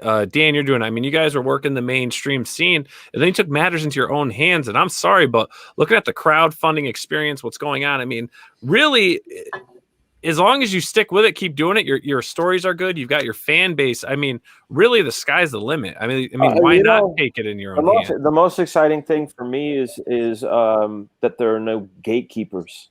Yeah, that's the thing, and I'm not even talking about like the culture war aspect. I'm talking about like back in the day. Like I left comics in 2003. Like straight up just said, "Fuck it, I'm out." Because this business is turned to shit. Like if you weren't friends with so-and-so, you didn't get the gig, and like it didn't matter. And then also like they would take people you worked for in the past into consideration. Oh, that's one of those, that's studios guys. And like there was this sort of like yuck on image guys, 90s guys. And you just go, man, you guys, like, you don't understand. This is what I do to make my living. And I rolled, and I didn't like the gatekeeping. Like, I had a couple of my director friends write these really great plots, and you go and bring them to Marvel, and I have friends over there, like, and they'd be super excited, and then they get shut down because someone in the line has personal beef, How you doing, man? You feeling good? I'm great. Yeah, I've you got guys my have to Tinder understand that drink drink she drank makes you really lit. So I she's put some just lit. stuff in it, Yeah, she's just lit. But the thing that's great about crowdfunding, especially when the thing pays you like a job, is the sky's the limit. Obviously, there's a danger to it. One of the things that Graham says is, which comes into mind, it's analysis paralysis, right? And I always say, like, there's a power to limits. Like, I use DVDs or Blu-rays as an example. If someone says, hey, here's 5 movies to pick from, go ahead. You could pretty much go, I want to watch that one. But if they said, here's 500 to pick from, you would stare at that wall, you know? So that's like the double edge to having your cake, you know, is you have to have a bit of like self-discipline. That's the only downside to it. But crowdfunding to me is amazing, because you can say, hey, you know what? Maybe I want to do this today. In Patrick's case, I love toys. I think I'm going to make my character into a toy. You know, like, how cool is that? Well, the self-discipline thing is the real kicker, though. Yeah, it is. You know, it's like I knew a lot of dudes that I went to school with, but also a lot of students that I had that were really good at taking assignments. Like, you just hand them something, like, here, do this. They could do it beautifully. Yeah. But when it was time for them to go in the real world, they didn't know how to talk to an editor. They didn't know how to. They didn't have a good handshake. You know what I'm saying? And it's like dudes that are better than me. You know, like just never even made it because they couldn't do that one little part. You know? Yeah. Yeah. You're talking about them. I actually got all these guys like in the mail the other day. Yeah. Oh, nice. That's great. Cool. Nice. So I'm overjoyed. I mean, this is actually the one that I like. Like, I'm a sucker for the translucent and the glow in the dark figures. Yeah. I can't wait, man. I got the lunchbox. These were supposed to be here in July, and they got here a little bit early. So I'm not actually finished with the comic that goes along with them yet. so I have to quick hurry up and finish the comic and then get all the packaging done. But yeah, I mean, you can do what you want. You know what I'm saying? Mm-hmm. And what's great too about it, though, is like you can really build. Like, I'm sure you're witnessing this, Dan, Patrick, and Graham. I mean, with your fan base. I mean, you don't need to sell like 500,000 books to make decent money or anything, you know, because it is like almost a boutique comic book shop as well, because you're really catering and you hear your fans more. You start to understand really what your fans like, and you get allowed to do whatever you want because you have no gatekeepers. And what's really, and actually what holds true to this, and people know this is successful, and they know that this is, you know, really this is truly breaking the gate on the industry, is the fact that you've got a lot of pros that are reaching out to people that are doing it, saying, how do I do this? Because they know that this is really their only alternative once that expiration date is approaching, you know, and then they're kicked out. You know, it's tough. A lot I was thinking about what it takes to be a comic book artist, a successful one, because you can take everything away and draw with a purple crayon with your left hand. As long as your storytelling is sound, it's sound. Right? So you take all the technical out of it. I thought you were going to say, as long as you're Frank Frazetta, you could do it. Yeah. It's true. But as long as your storytelling is sound, it's sound. So storytelling, that's number one.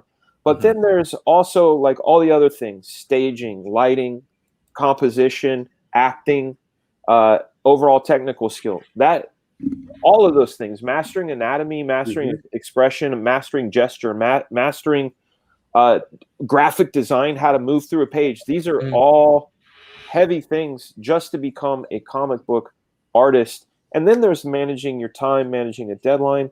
And now there's this whole new thing of YouTube, right? How to stream, how to be on camera, how to technically operate all of the stuff, how to run StreamYard or whatever you're using. Right. It's a brand new skill set that not everybody has. You know, a lot of buddies that have come to me and talked to me about it.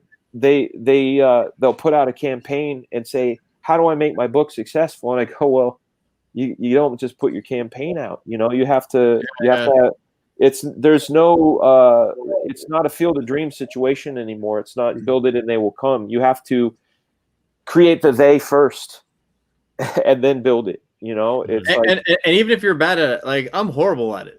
Like I'm probably the worst YouTuber to everyone, but I still go out there and I do it. You know what I'm saying? Because it's part of the job. You know what I'm saying?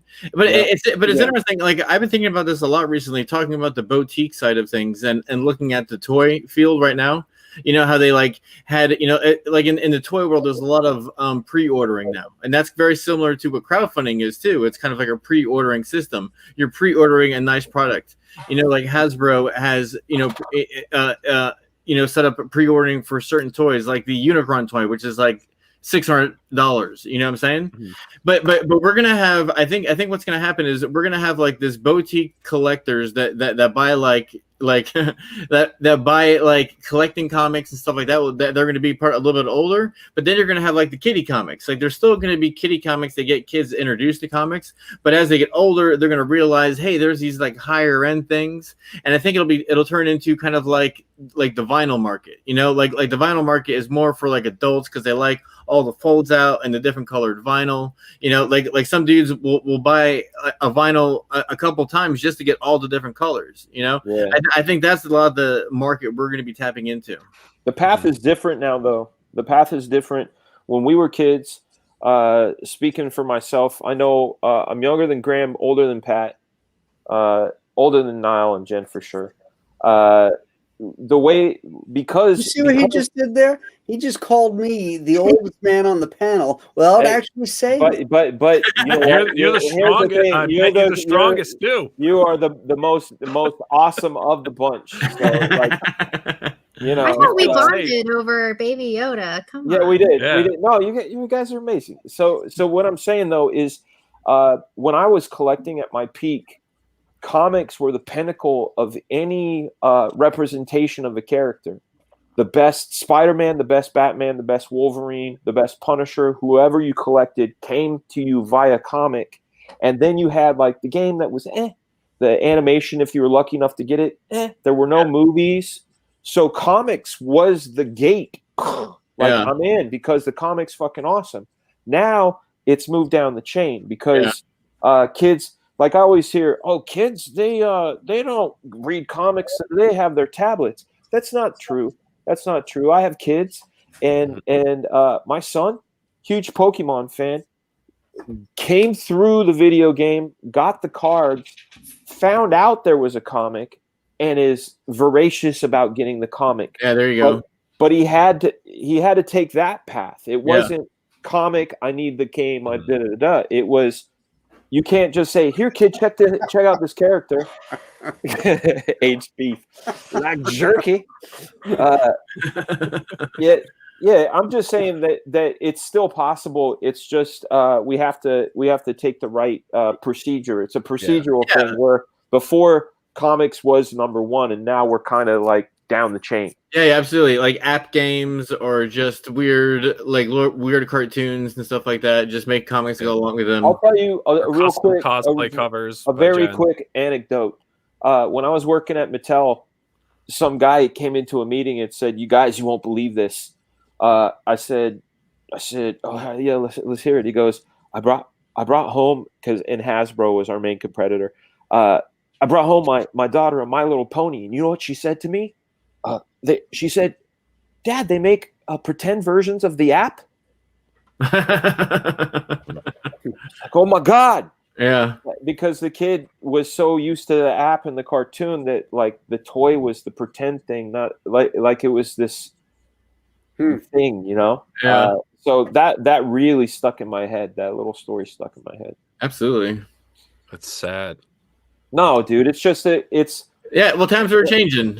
I mean, different. I mean, think about music, right? Like if you listen to stuff from the 30s or the 50s or the, whatever, times change, and sometimes what's forward is backward. It's what's fast is slow. But it's everybody still dances. I mean, and once we start getting the microchips in our head, that's when everything changes. It's like you're going to be sitting at home and you're going to be like, man, I really want to watch the Godfather trilogy. That was great. What's next? Shit. The screen rules all right now. The screen rules all. Smoke weed every day. But like with that chip, you'd be like, "I'll smoke with Fraga." You just look over, and there he is, the holographic version. That's right. That's right. Right there in your living room. That TV show, like Black Mirror, like freaks me out. Like I can't watch that TV show anymore. It's so good. I've watched every episode. It's so good because it's so believable. It's like it gets me in a really weird state of mind sometimes. Yeah. What show? A Black Mirror. 1 out of 10. Graham. It's kind of like a modern Twilight Zone. Yeah, it's called Black Mirror. Oh, Black Mirror. Okay. Yeah, and it's like I think they're 2 seasons in. It's wonderful stuff. It's a Twilight Zone using technology as the weird, right? Yeah. And it's crazy because some of the stuff is so believable. Like you look at the world around you and you go, "Oh man, that's 2 clicks away." Holy God, dude, that shit is already happening. I know. A lot of it is that stuff's already happening. That's like what they're doing. It's called seeding the consciousness. They have to let us know about it before they do it to us. Yeah. Should I get my tinfoil out? Do I need to get my tinfoil? But it is a magic. No, because I mean, first of all, like Black Mirror is a name of something.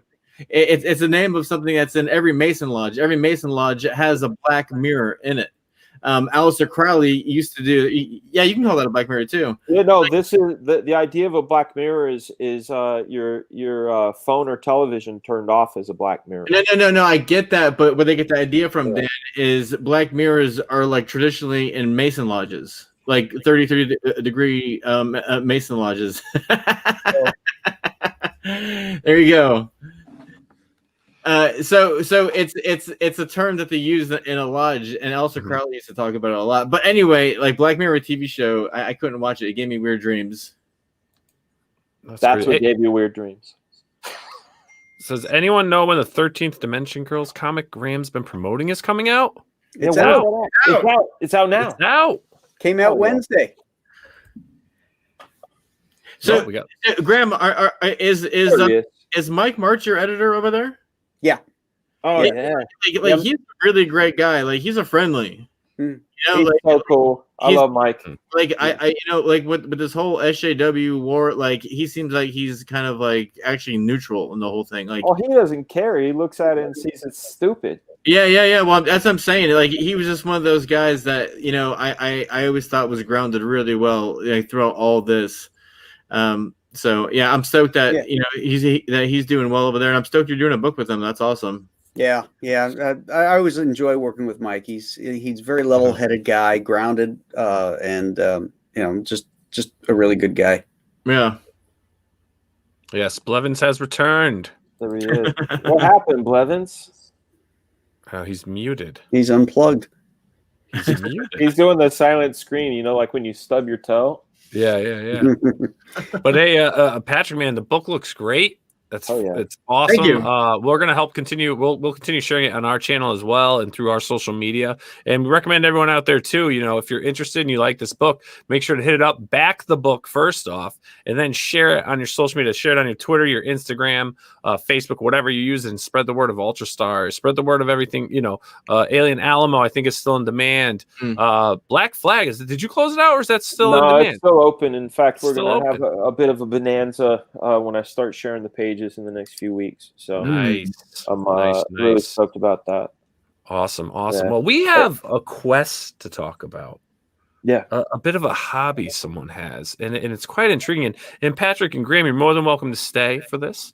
But our friend Fraga, he's on the quest for that perfect pencil, that perfect utensil to draw, and he has quite the collection. I do. And we what is in your treasure trove? Well, I bought this book. Usually I can find stuff pretty quickly, but it was a book about why am I so big? Because we want to see the goodies. I have a giant skull.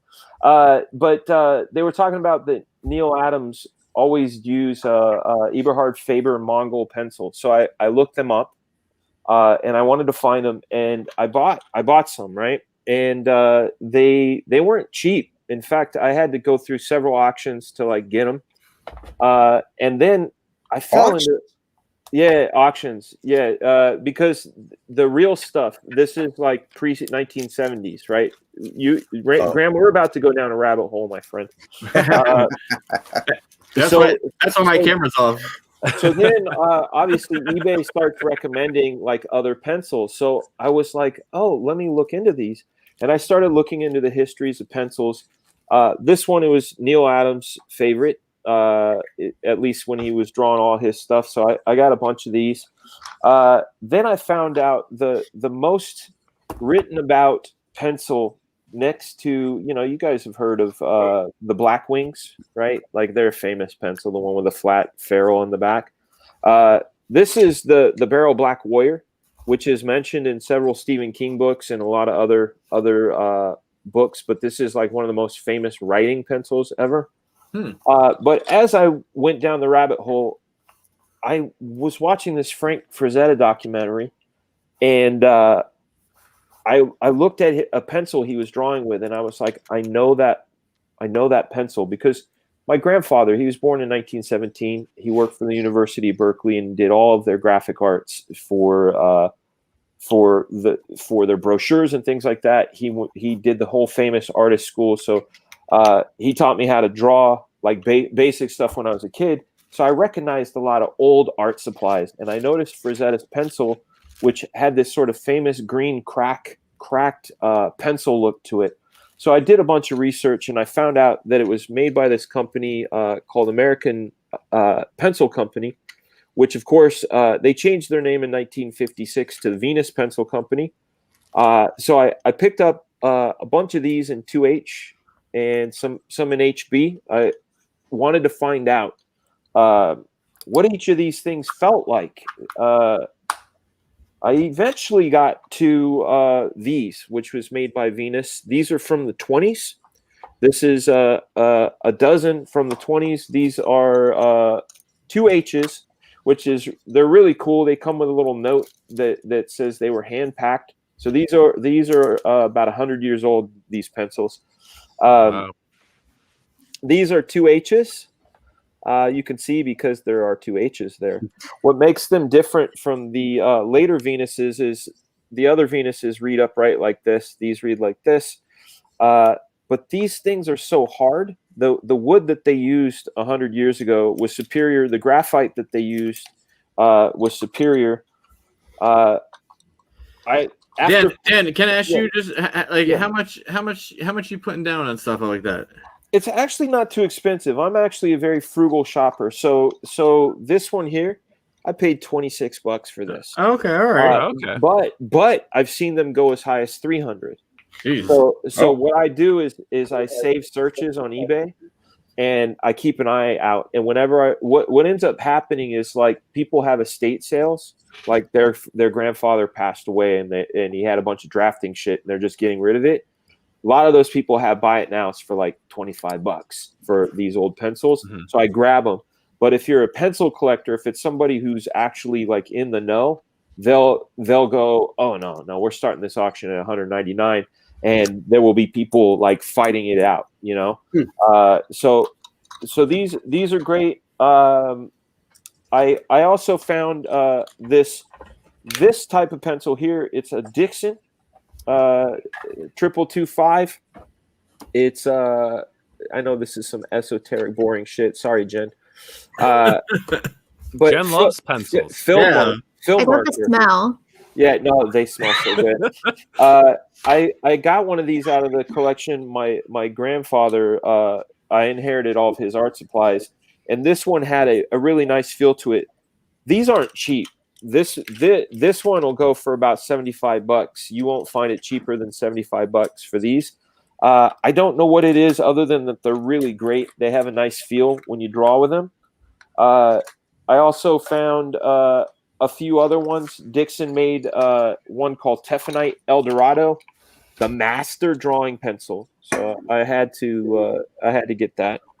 And these are from 1936.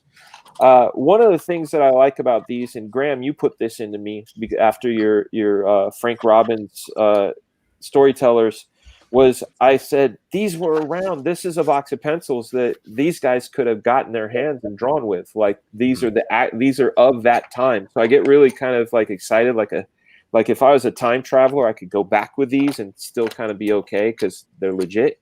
Yeah. What is that? Yeah, I feel kind of worthless. I mean, I use these Ticonderoga HB. Oh, Dixon. Those are Dixon. Yeah. Those are great. This is a Dixon I use from like 90 years ago.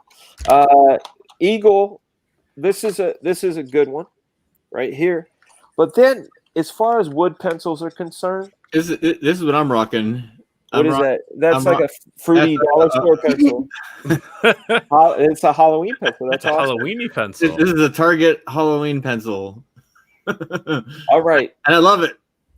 So I wanted to find out if the Japanese can make good pencils because a lot of times their whiskey's better, and Their cars are pretty okay. Sometimes. Yeah, they make it a point of doing stuff. So I bought some Mitsubishis and some other ones, but I stumbled upon this company called Caranda Ach, or I don't know how you say it. It's Swiss made. But I had a set of their colored pencils, but I noticed when I searched for this pencil, I didn't search for a pencil. I just put wood pencils in. Most pencils were 99 cents each, right? But this pencil, for some reason, was $5 per pencil. And I thought, okay, I'm going to buy one. I want to know what it's like. And I'll send you, Graham and Pat, you guys hit me up and I'll send you guys one of these just because I don't want to talk about it. It's like if I got like the finest Cohiba cigar and just told you about it, right? There is something about this. I took it out of the package. The second I held it, I went, oh. Like, I don't know how to explain it other than it's weighted. So a great balance to the pencil? There's a weight to it. The wood is, I mean, you can't bend this thing. There's no give on it. It's light. It's super strong. And the graphite is bananas. Eric Weathers, letterer, Supreme, sent me off on a lead holder rabbit hole. And I arrived at the fact that the greatest lead holder ever made is the Eagle Turquoise Press-O-Matic. So much so that I ended up going on eBay and buying as many as I could, and then ended up finding one that predated even the ones that Eric had sent me on. These are from the 50s. This one is even older. You can see it's the same pencil, but it's different. Yeah. But these are nice. They only weigh a little over half an ounce. They're great. But then the pencil I want to talk about, I don't know if Pat and Graham, because you guys draw, you know how Facebook targets you with ads and Instagram targets you with ads. Have you guys got the ad for the modern pencil? No. No? It's a pencil made out of one solid piece of metal. Okay? And they want to charge you $150 for it.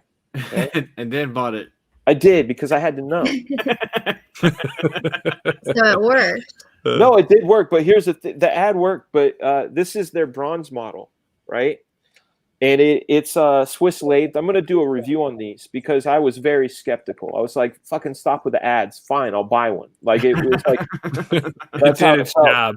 That's how it felt. But this thing, it's made out of bronze. It's an ounce and a half. You can feel the heft of it. It comes in 0.7. It's 0.7. This thing is it's something else. I was talking about luxury cars. You know, even if you get like a high-end Dodge, Ford, whatever, they're still like plastic and they're still vinyl and sort of fake pleather and things like that. But if you hop into somebody that's got, say, like a BMW, a Bentley, or a Rolls Royce or something, and you close that door and you sit in it, you kind of notice the money. Yeah. You go, oh shit, that door is like, that's solid. So when you go to draw, you're basically like me in a New Jersey diner. There's so much stuff on the menu. Like, I'm just trying to decide what I'm gonna eat. Like, how do you decide what you're gonna draw with? I actually grab the first thing that's closest to me. I don't. And that's the thing. It's like people ask me about sketchbooks. My sketchbook is all around the house. It's on the kitchen list. It's on my bathroom sketchbook. It's on my couch sketchbook. But it's loose leaf paper. I literally draw on everything and anything, and I have pencils and pens all over my house. But like this sort of thing was, it's the same thing happened to me with bourbon. Yeah. I was strictly a wine and vodka guy. And my little brother, he's 10 years younger than me, said, you should have some whiskey with me. I said, I don't like whiskey. he said, "How do you know?" And I told him what I had tried, and which wasn't much. It was like, sorry guys, Canadian mist, Dewar's, Johnny Walker Red, and there was something else, but they all tasted medicinal and garbagey to me. I didn't like them. And then he gave me some like Woodford Private Reserve. Like it was the first. Woodford. Yeah, it's good, right? And I was like, fine, fine. And I took a sip, and I was like, oh shit, this is like vanilla, and like it was like this thing. It wasn't like getting hit in the face with medicine. It was like this sort of journey of flavors, and like there was a timeline to the way the thing was, and I was like, oh shit. And he's like, see, and ever since then, I went on a quest, and this was like 2009, before Pappy Van Winkle and all those got really expensive. I got some Pappy. I went on like the rabbit hole of whiskey, and I found the ones I liked. I found the bargain ones that you can get, like 2-star from Total Wine, if you can find it. Is all the stuff. It's the B stuff. Buffalo Trace is also distilled in the same place that Pappy Van Winkle is. Mm-hmm. So you got similar mash bill, same machinery. So you learn about these things. So I'm that way with paper. I found the perfect paper. I'm that way with pencils. I found the perfect pencil. I'm that way with apps. I'm that way with Photoshop brushes. I literally, like, the way my mind is I whittle things down. So, but at the end of the day, there is a power to limits. Mm-hmm. You know, like if someone said all you get is a chunk of burnt stick to draw with, I'll figure out a way to achieve what's in my head with that stick. You know, so there's this and that, but this is strictly hobby neurosis, probably. Mm-hmm. But yeah, Graham, Pat, anybody on this panel that wants one of these Swiss Woods, this of the modern stuff is the greatest pencil ever made. As far as the classic stuff, the Venus 1921, this one that's 100 years old, the 2H, this is the one. Nice. And I sent Eric Weathers a bunch of pencils, so ask him. Yeah, Jasper Plan 9 says, can we gong him? Hell yeah, Gong Show was awesome. I just need a paper bag with some eye holes. Well, Dan, you've made me thirsty, so I'm going to bug out of here and go get me some of that. Do it, man. Bourbon. Do it. So, thanks for having me on, guys. Man. I really appreciate it. Yeah, thanks for coming on. Both looks great. Thank you. Thank you so much. The Girls of Dimension 13, everyone get out and grab yourself a copy. Tell Brett Blevins I said hi. His long-lost cousin says hi. All right. Fair enough. Okay, nice. Gang. We'll see you. All right. Have a good one. Have a great night. Bye-bye. All right, Graham. What a swell guy that Graham Nolan is, huh? You He's better awesome, send him man. a bouquet of pencils. He's a swell fella. He's a treasure trove of comic book history. And dude, he has, like, I think probably a hidden gem on YouTube. His interviews and everything. I mean, he's got a hell of an interview show. Yeah, it's a good one. I love it. Yeah. I'm surprised more storytellers isn't crazy. I'm surprised that more people don't watch it. Yeah, he just needs to get more exposure with it. That's all it is. You guys, it's called Storytellers. Just look up Graham Nolan Storytellers. Yeah. And link it up. I want to thank a guy named Lakekick 1, who's in a lot of our chats, for turning me on to watching that, because it changed. Like, I'm not trying to be dramatic. Watching that show changed my life. There are literally probably 10, 20 artists I never heard of, thought of, a few that I had heard of that I thought I knew that I didn't. And because of Graham's show, I went into it and am so grateful. I learned so much just by watching his show. Yeah. And then on Saturdays, he does his, like, Western Roundup. If you're into that. Yeah. If you're into that. Just saying. Jen never misses an episode. Yeah. If you're into that, Pilgrim. Let's talk about something that I think is really cool. And we touched base a little bit on this in the beginning, and that's the new Mortal Kombat movie that's coming out. And I don't know if you guys saw the new trailer. Plus, they did the 7-minute preview. No, I haven't seen it. You got to see it. After this show, you need to go on YouTube and I'll never play a trailer again. We know what happens. We know what when you play a happens. trailer. They knock you for 90 days for streaming live. But I'm telling you, man, it's insane. And I'm looking forward to it. It came out today. Thanks for the Mortal reminder, Kombat. It Pat. was pretty good. HBO Max. Thanks I for know. the water reminder, Pat. I appreciate that. Stay hydrated, kids.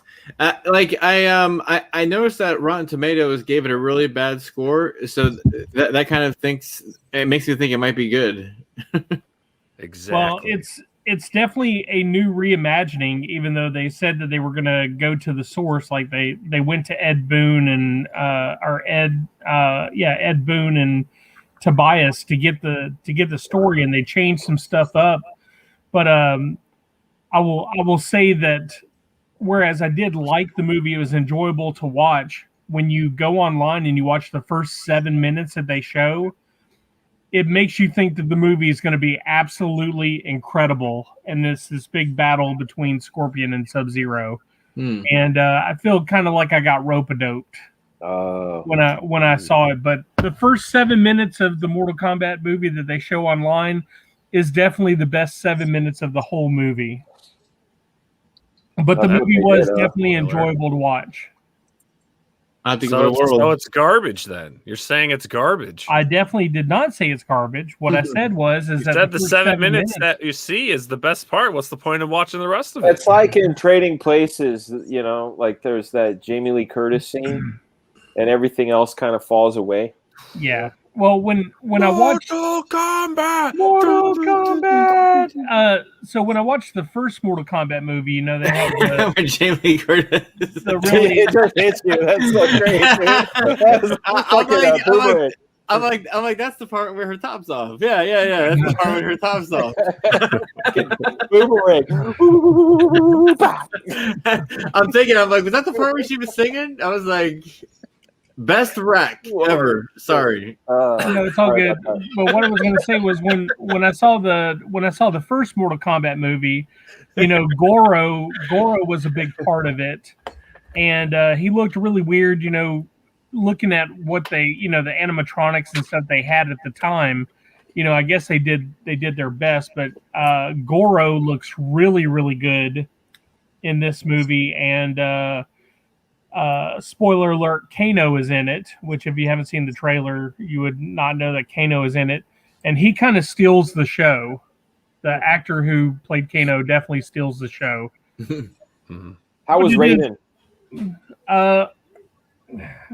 Don't spoil it. Yeah, don't spoil it. Yeah, he was a character for sure. Excellent. And just to be clear, Jimmy Curtis is Raiden! Hello. Jimmy Lee Curtis. That's not Jimmy Lee Curtis. No, that's Jennifer Van Damsel. Raiden cosplay. Incredible. Photoshop for the eyes. It was not a 9-volt battery like I thought. No. And Jen, you went through and you picked out, I mean, let's talk about some of the cosplay, because I mean, some of the best cosplay out there is themed after Mortal Kombat. For sure. Yeah, definitely had a lot of stuff to go through. There's been a lot of cosplayers, so very popular. Hello. And who do we have here? That was like a fan favorite. When I asked all my fans on my social media who their favorite Mortal Kombat cosplayer was, JC Cosplay was definitely the one mentioned the most. I think her costume's really awesome. She got it commissioned and they did a great job. I put all the credits and stuff in that Word The document. belt is awesome. Isn't it Yeah. awesome? The fabric choice is really awesome. Yeah. This Ew. is incredible. I hate that. So this is Kelton FX. He actually did the prosthetics himself and makes like all the costumes. There's he does for Alicia Marie did her prosthetics on her costume also. That's very scurry. Yeah, he's pretty great. I like this one. Yeah, and this is Intraventus. All that's body paint, and she does it live on Twitch, so you can actually sit there and watch her paint on herself for like 7 hours straight. Yes. Nah. Oh, I think I'll tune in. I'll do that. Nah, I'd be bored. This is Word. It's literally watching paint dry, so but she's literally. entertaining. So this is pretty Alicia cool. Marie. She makes all her costumes herself as well. She designed Megan Thee Stallion's Melina costume for her video.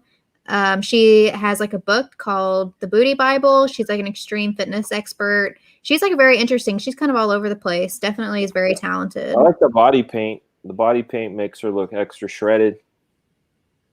I don't think it's body paint. She's literally. Yeah, I was gonna say I don't think No. that's body paint, bro. No, That's she's body shredded. paint. That's not body paint. It is body paint. That's man. safety. I mean, You feel safe with her. it accentuates what's already there, but that's body paint. So this is another of Kelton. You can kind of see his full prosthetic better. This is a photographer I really like named Alive Elf. He usually has like some pretty cool poses and lighting and stuff like that. So That's cool. yeah, so this is a photographer named Anson Mano, and he did a whole bunch. You can actually see his Instagram or his Twitter. He does a lot of behind the scenes stuff using Blender. So he creates like all of these backgrounds and stuff on the computer and then puts them in his photos.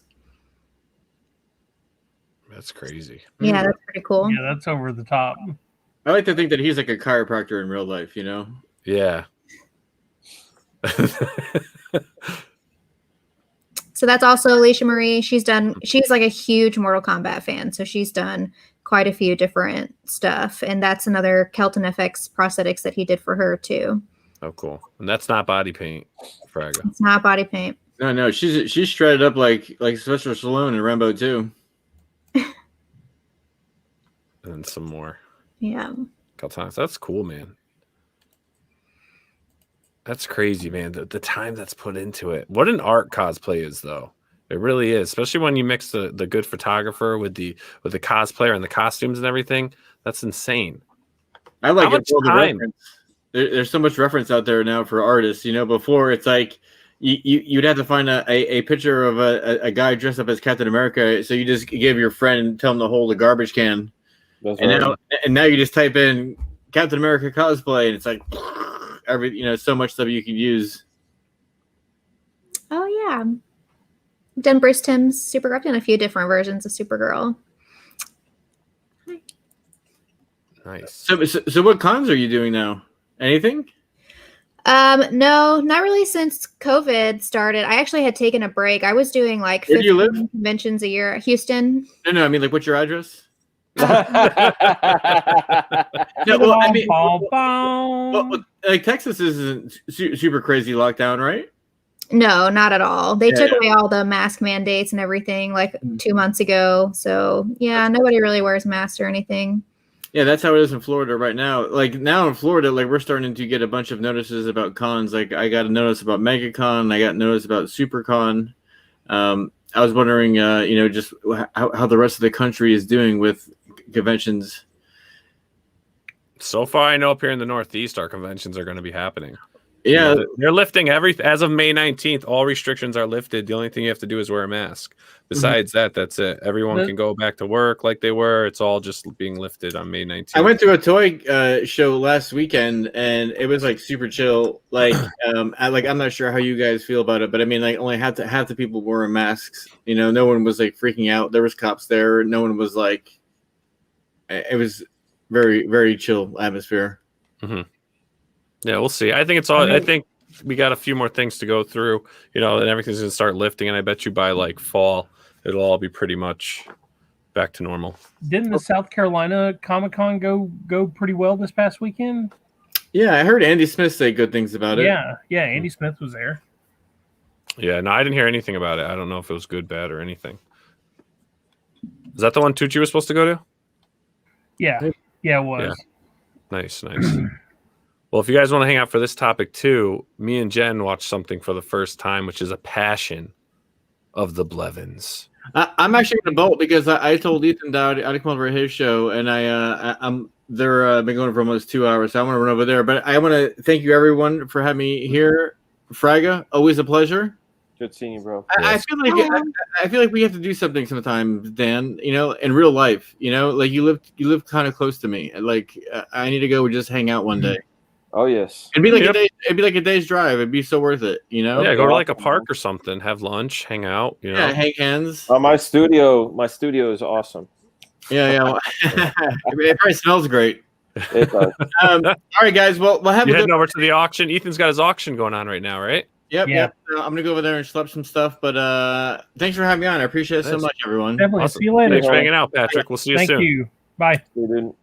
All right, and then we got the gem of the gems right here. What a movie that I don't know. I don't know if this was a waste of time or what. I'm not sure, but oh my god, Flash Gordan, 1980. Flash. You're saving one of us. It's like every 10 minutes, like Flash. Like, what happened? So Blevins. That Ming the Merciless actually freaked me out as a kid. I was like 7 when that movie came out, and I was like, that guy's scary. He is scary. He's scary. Yeah, it's an Raymond. Interesting film. Yeah. Dude, the lizard soundtrack. guy scared me. The lizard guy scared me as a kid.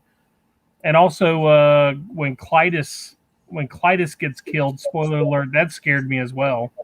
Yeah. Alex Raymond's characters. He created Flash Gordan to compete against Buck Rogers back in the day.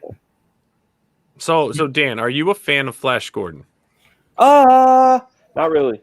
Jen, this is the truth right here. This is the truth. Jen, I'm surrounded by haters. I need your thoughts. Sam Jones is cool as shit, though. He is cool. I'm working on getting him on the show. We're gonna do our Sam Jones. He's cool. I've hung out with him. He's a cool dude. Yeah. Jen, first time seeing it. First time listener. Flash Gordan, thoughts, please. So the only thing that I knew about it going into it was that it had awesome costumes. That's all I knew. So when I saw the genre was sci-fi space opera, I was like, oh shit, this is about to be my favorite fucking movie. I was so excited. And then she set me up to knock me down. And then it started playing, and then I was like, is this Queen? Holy shit. I had no idea Queen did the music, so I was pumped. I was ready to go. It was just so bad. Like, the acting is like some of the worst acting I've seen in any movie ever. It was horrible. I mean, I still enjoyed watching it because the backgrounds, the scenery, and all the props, and like you can tell how much detail and thought and like creativity went into it. But like the acting, if it wasn't, they should have got all new actors. The acting was the worst. If they would have got new actors, I would totally be for it. But man, we should have done. We were talking about doing reaction videos where we just have the camera and we're watching a movie. This would have been a great one. I made many a expression when it came to this movie. Lots of face palming, lots of shaking my head, lots of laughing at times that weren't supposed to be funny. It was great. So I enjoyed it. Like, I had a good time watching it. The music, it's the music that made the movie worth it, though. That's what kept me going. Like, I got pumped and it was like, Flash! Da-da! And like, it was going through, but like the music pumped. But then like once the dialogue kicked in, well, Ming's dialogue was actually not too bad.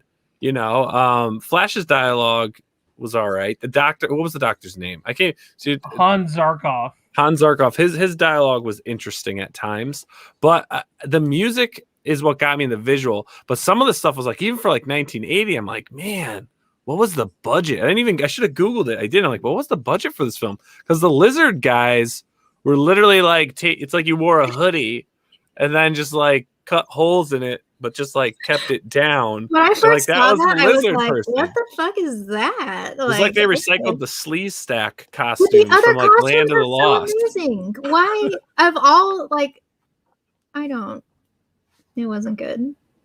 But it's 41 years old. It is a 41-year-old movie. No, it's not 40. It's not. No, 1981. So it is 40. Yeah, 40. This is 1980. No, that's not 40 years ago. That's like 20 yes, it years is. ago. I'm 36. I was born in 84, bro. No. Oh God, you're making me ill. You can't hold that against it. Then, 2 years later, Blade Runner came out, so you can't say, "Oh, it's the year," because you need to slow your roll. Ridley Scott is a league of his own. He was ahead of his time, and that movie was a flop. We all love it, obviously it's one of the greatest sci-fi movies of all time, but it did not hit.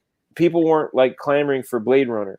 Well, You know what I mean? but still, like it holds up. Whereas I It think Flash does. Gordon Well, it was not. ahead of its time. It was ahead of its time. Yeah. Well, So, did people run and clamor to the theaters for Flash Gordon? Yeah, they did. I don't know. It I was all about it Indiana was the Jones at that first- time. It was the first big space sequel that came out after Empire. after Star Wars. Yeah, and it you had didn't hold Star up. Wars, and you had Disney working on the Black Hole, and then you had Flash Gordon. You know, the crazy rub of that is that they only greenlit Flash Gordon because of Star Wars, but Star Wars was second fiddle because Lucas wanted to get the rights to Flash Gordon because he was a huge Flash Gordon fan.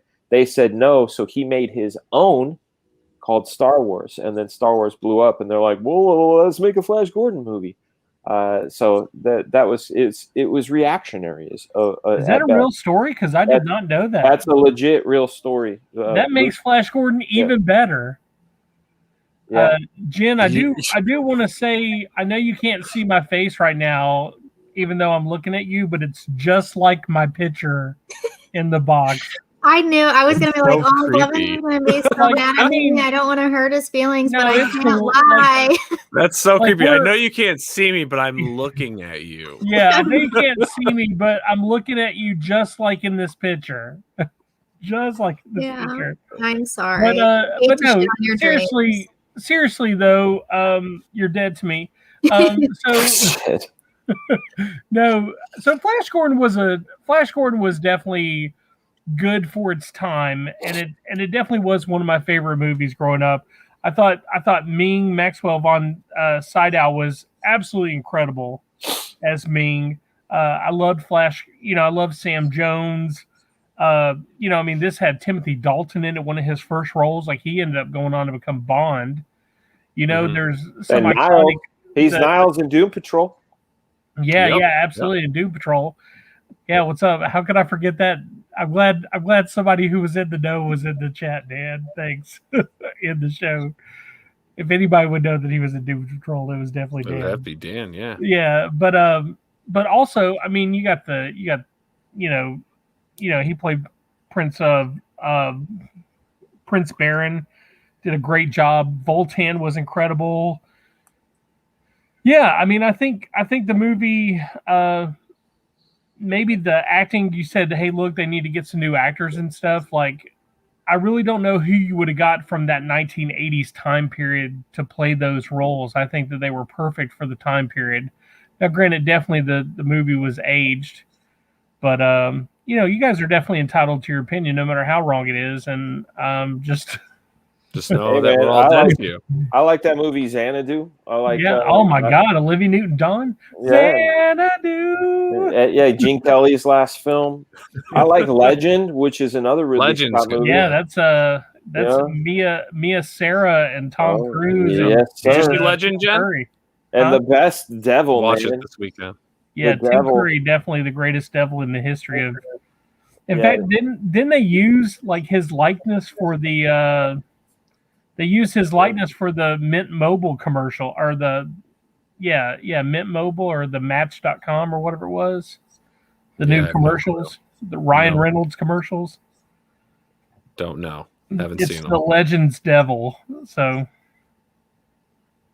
but yeah, like I'm sorry you guys didn't like it, but it is still one of my favorite movies. No, I enjoyed watching it. It was a fun experience. Yeah, I mean, I don't the- regret it. I don't regret it. And if people around said, "Hey, let's watch Flash Gordon," I'd be like, "Yeah, let's do it. It'll be fun."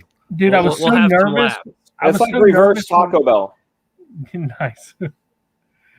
I was You wanna so go Taco nervous Bell? when I first saw it, and he Reverse put his Taco Bell. hand. Sure. When he put his hand in there for the tree monster, I got like real nervous for him because I was afraid he was going to get bit.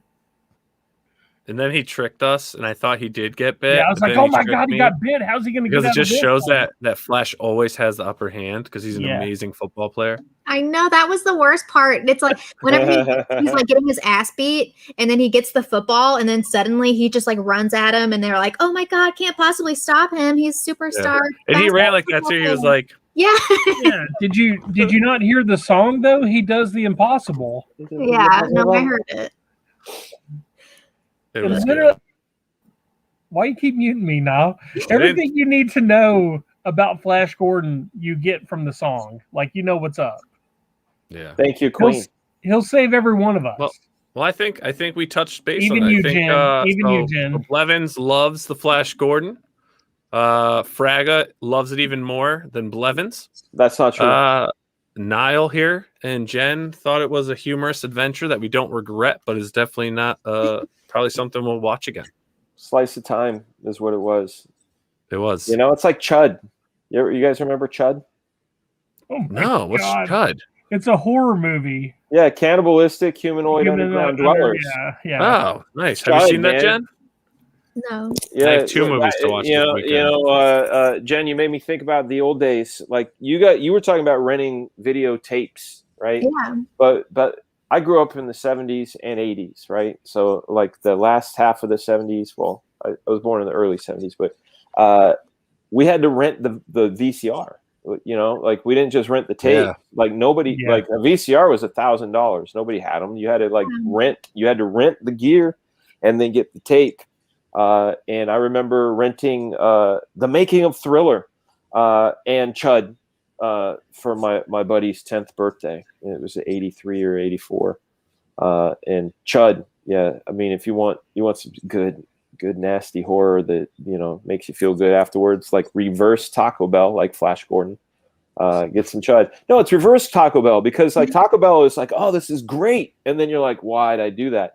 But on Flash Gordon, you're like, why am I doing this? But then afterwards, you're like, fuck, that was bananas. Yeah, you know? yeah. So it was reverse Taco Bell. That's all. Definitely. You know, though, people keep bringing up VHS, right? I mean, has Beta. anyone seen the documentary on Netflix about the last Blockbuster? Yes. And just after I it. watched it, I'm longing. I want to go to a rental store. Yeah. I used to live a block away from a Blockbuster, and Friday night was like, go down there, get your Raisinets, your fucking bag of microwave popcorn, pick a couple for the weekend, and, you know, go walk back home, and that was the deal. Blockbuster and chill. It wasn't Netflix and chill. It was Blockbuster and chill. You didn't rent the movie to watch it. Well, I didn't. You didn't. Maybe you'd watch it the next day, but not that night. Yeah, what's so crazy about that is that Blockbuster had the opportunity to buy Netflix, and then they chose not to. Then not only did they put them out of business, but they created a documentary about how they put them out of business. Yeah, but then you watch the Blockbuster documentary, and the old CFO or COO says that's not how they went out of business. That wasn't the reason. Netflix didn't put Blockbuster out of business. Yeah, he's a liar. I don't know. You never know. It was weird. I mean, you guys remember when Netflix first came around? It was, you got some CD or DVDs in the mail, and you sent them back, and it was like Blockbuster through the mail is what it was, and it was like but it was a monthly fee, and it was cool. And when they started doing streaming, that was kind of the novelty. And then like now you can't even, like, how about the last Netflix disc that was sent to somebody? I want to know that documentary. You know, what was it? Was it Smut? You know, was it Indiana Jones? Was it, you know, like Steel Magnolias? Was it Terms of Endearment? Was it Shawshank Was it Flash Redemption? Gordon? Was it Flash Gordon? I'd like to know. I think it was actually Garbage Pail Kids, the movie. Oh God! Oh man, that's like a freaking nightmare. That was so creepy. Yeah, man, that is terrible. I'm gonna watch that now. I'm gonna watch I want to watch the Super Mario Brothers movie with Bob Hoskins. That movie made no sense. It did not. John Leguizamo. Jen loves that movie. Y'all need to calm down. I gotta rewatch that. Everybody always talks so much shit about it, but I fucking loved that movie. Jen loves that movie like I love Flash Gordon. I know. I gotta see if it holds up. When's the last time you watched that movie? Oh, I don't know. When I was like 10, maybe. Okay, like you need to rewatch it. Yeah, I know. I need to rewatch it. Yeah, for sure. You know, there's this one movie that I love and hate, because the first, say, 2/3 of the movie is the greatest movie I've ever seen in my whole life, and then the last third of the movie, you're like, why did you do that? Why did you ruin this great movie? You guys remember the movie The Explorers? Yeah. That dude, Absolutely. up until they got to the alien ship, I was like, dude, this is everything. And then they got to the ship, and it turned into like a Pee Wee Herman episode. It's horrible. But that's what made it amazing.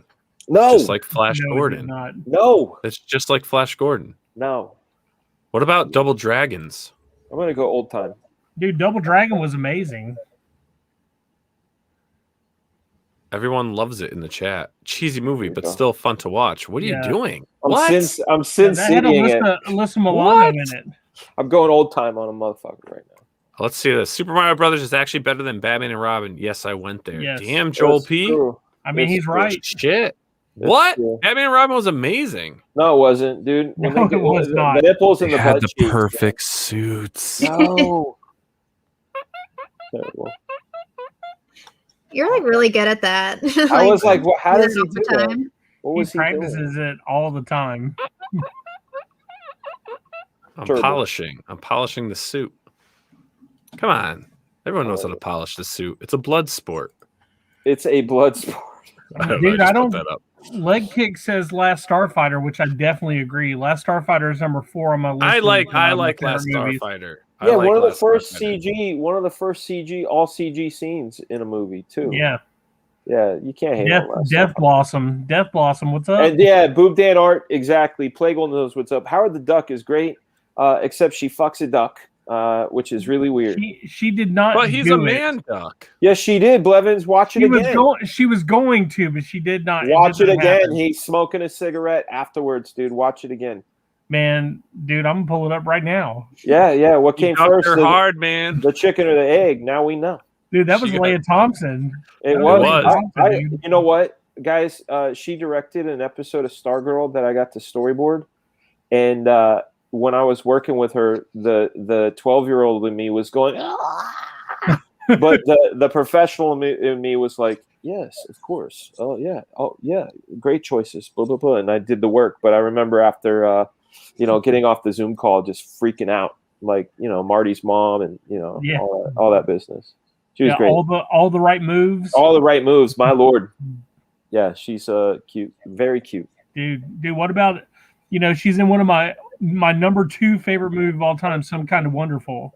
Oh yeah. With Yeah, that's- what's her face playing the drums? What's her Yeah, name? Mary Stuart Master. There you go. yeah. She was in Benny and June. Yeah. Yeah, I mean, dude, like that movie gets me every time when she talks about how she would give up her hands for that dude when she was a drummer. Like, I don't know, that just hits me That's John Hughes' movie. John It Hughes. is. He Yeah. wrote it over the weekend. Of course he did. He's John Hughes. Yeah, he wrote that movie over the weekend, and he wrote another Ferris Bueller's Day Off. He wrote that over a weekend too. That movie sucked. Taking Ridiculous. shits and making hits. Yep. Rick Tracy's where it's at. No, it wasn't. Dick Tracy. I don't like Warren Beatty. If only we had Howie on right now, he would tell us He all would about fight it. you. He would fight you right now, Dan. You'd be like, take There- it back. You know what? There was this movie, this documentary that Madonna had made called Truth or Dare. Oh yeah. And it's when she was dating Warren Beatty, and he was on camera a couple times, and he was such a wad. You're just like, I want to like.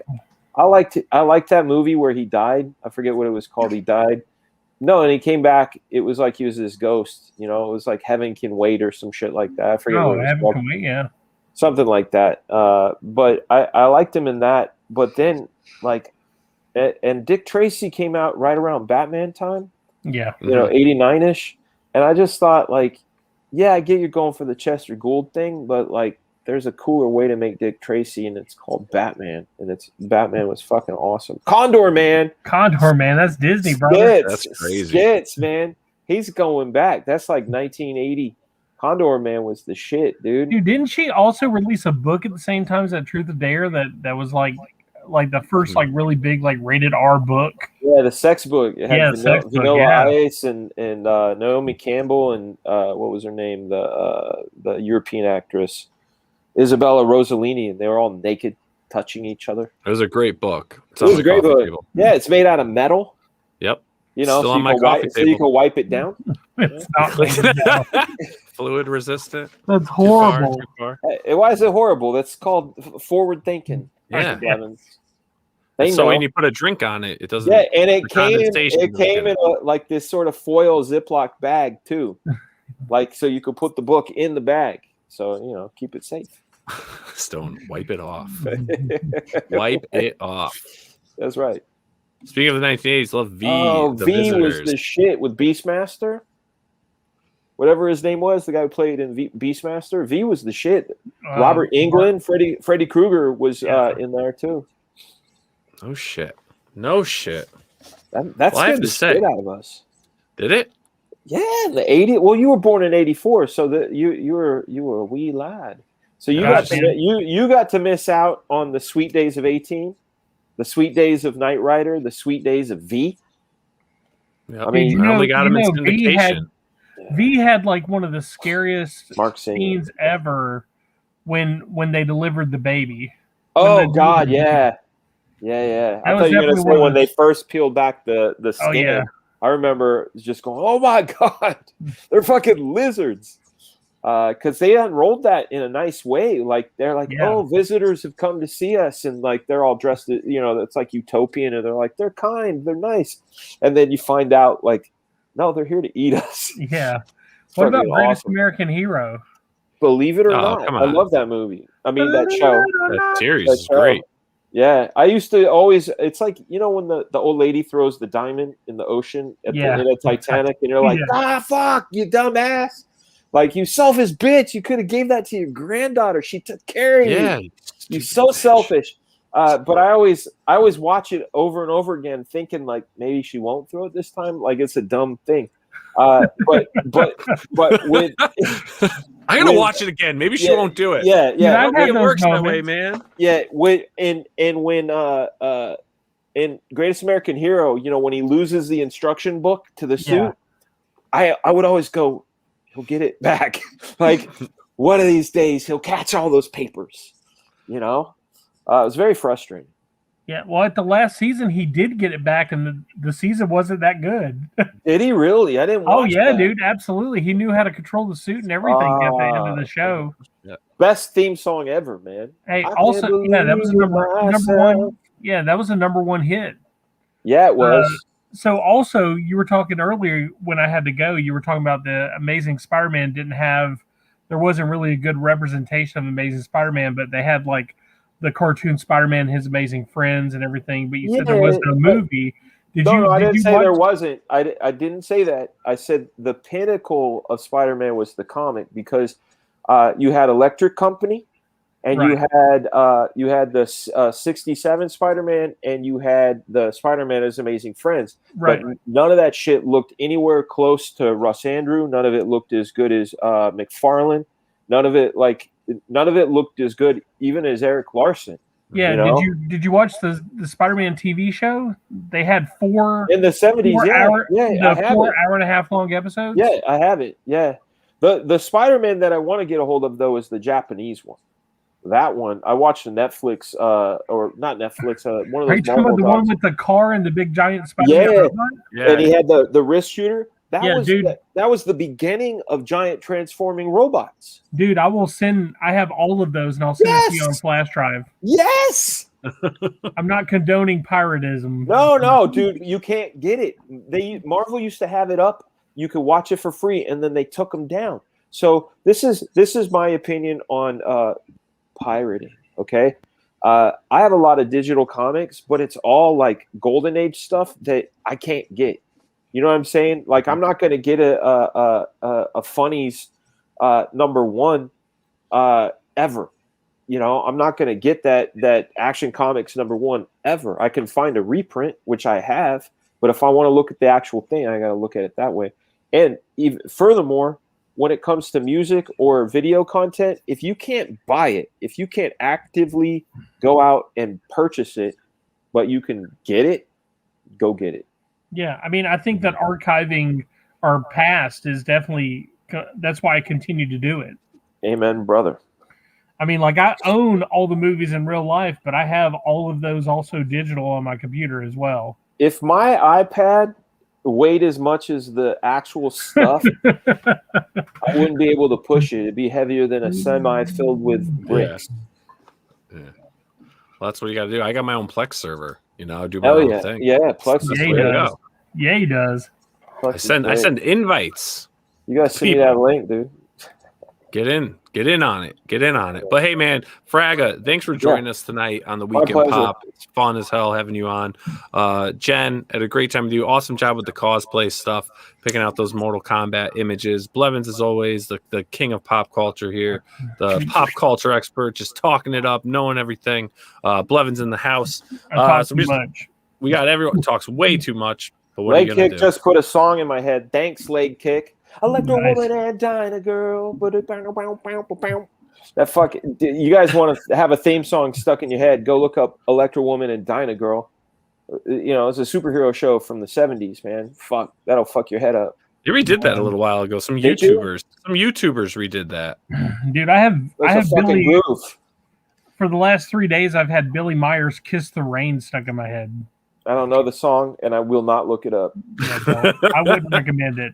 All right, everyone. Well, thanks for joining us again on this Weekend Thank you, Pop. everybody. We will see you all for another live episode next Friday, or this Live. upcoming Friday.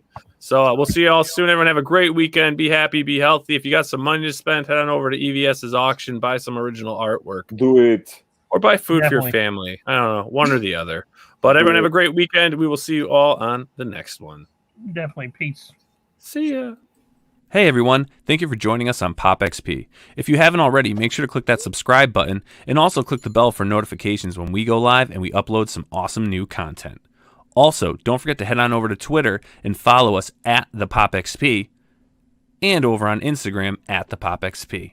Thanks again everyone, and we'll see you soon.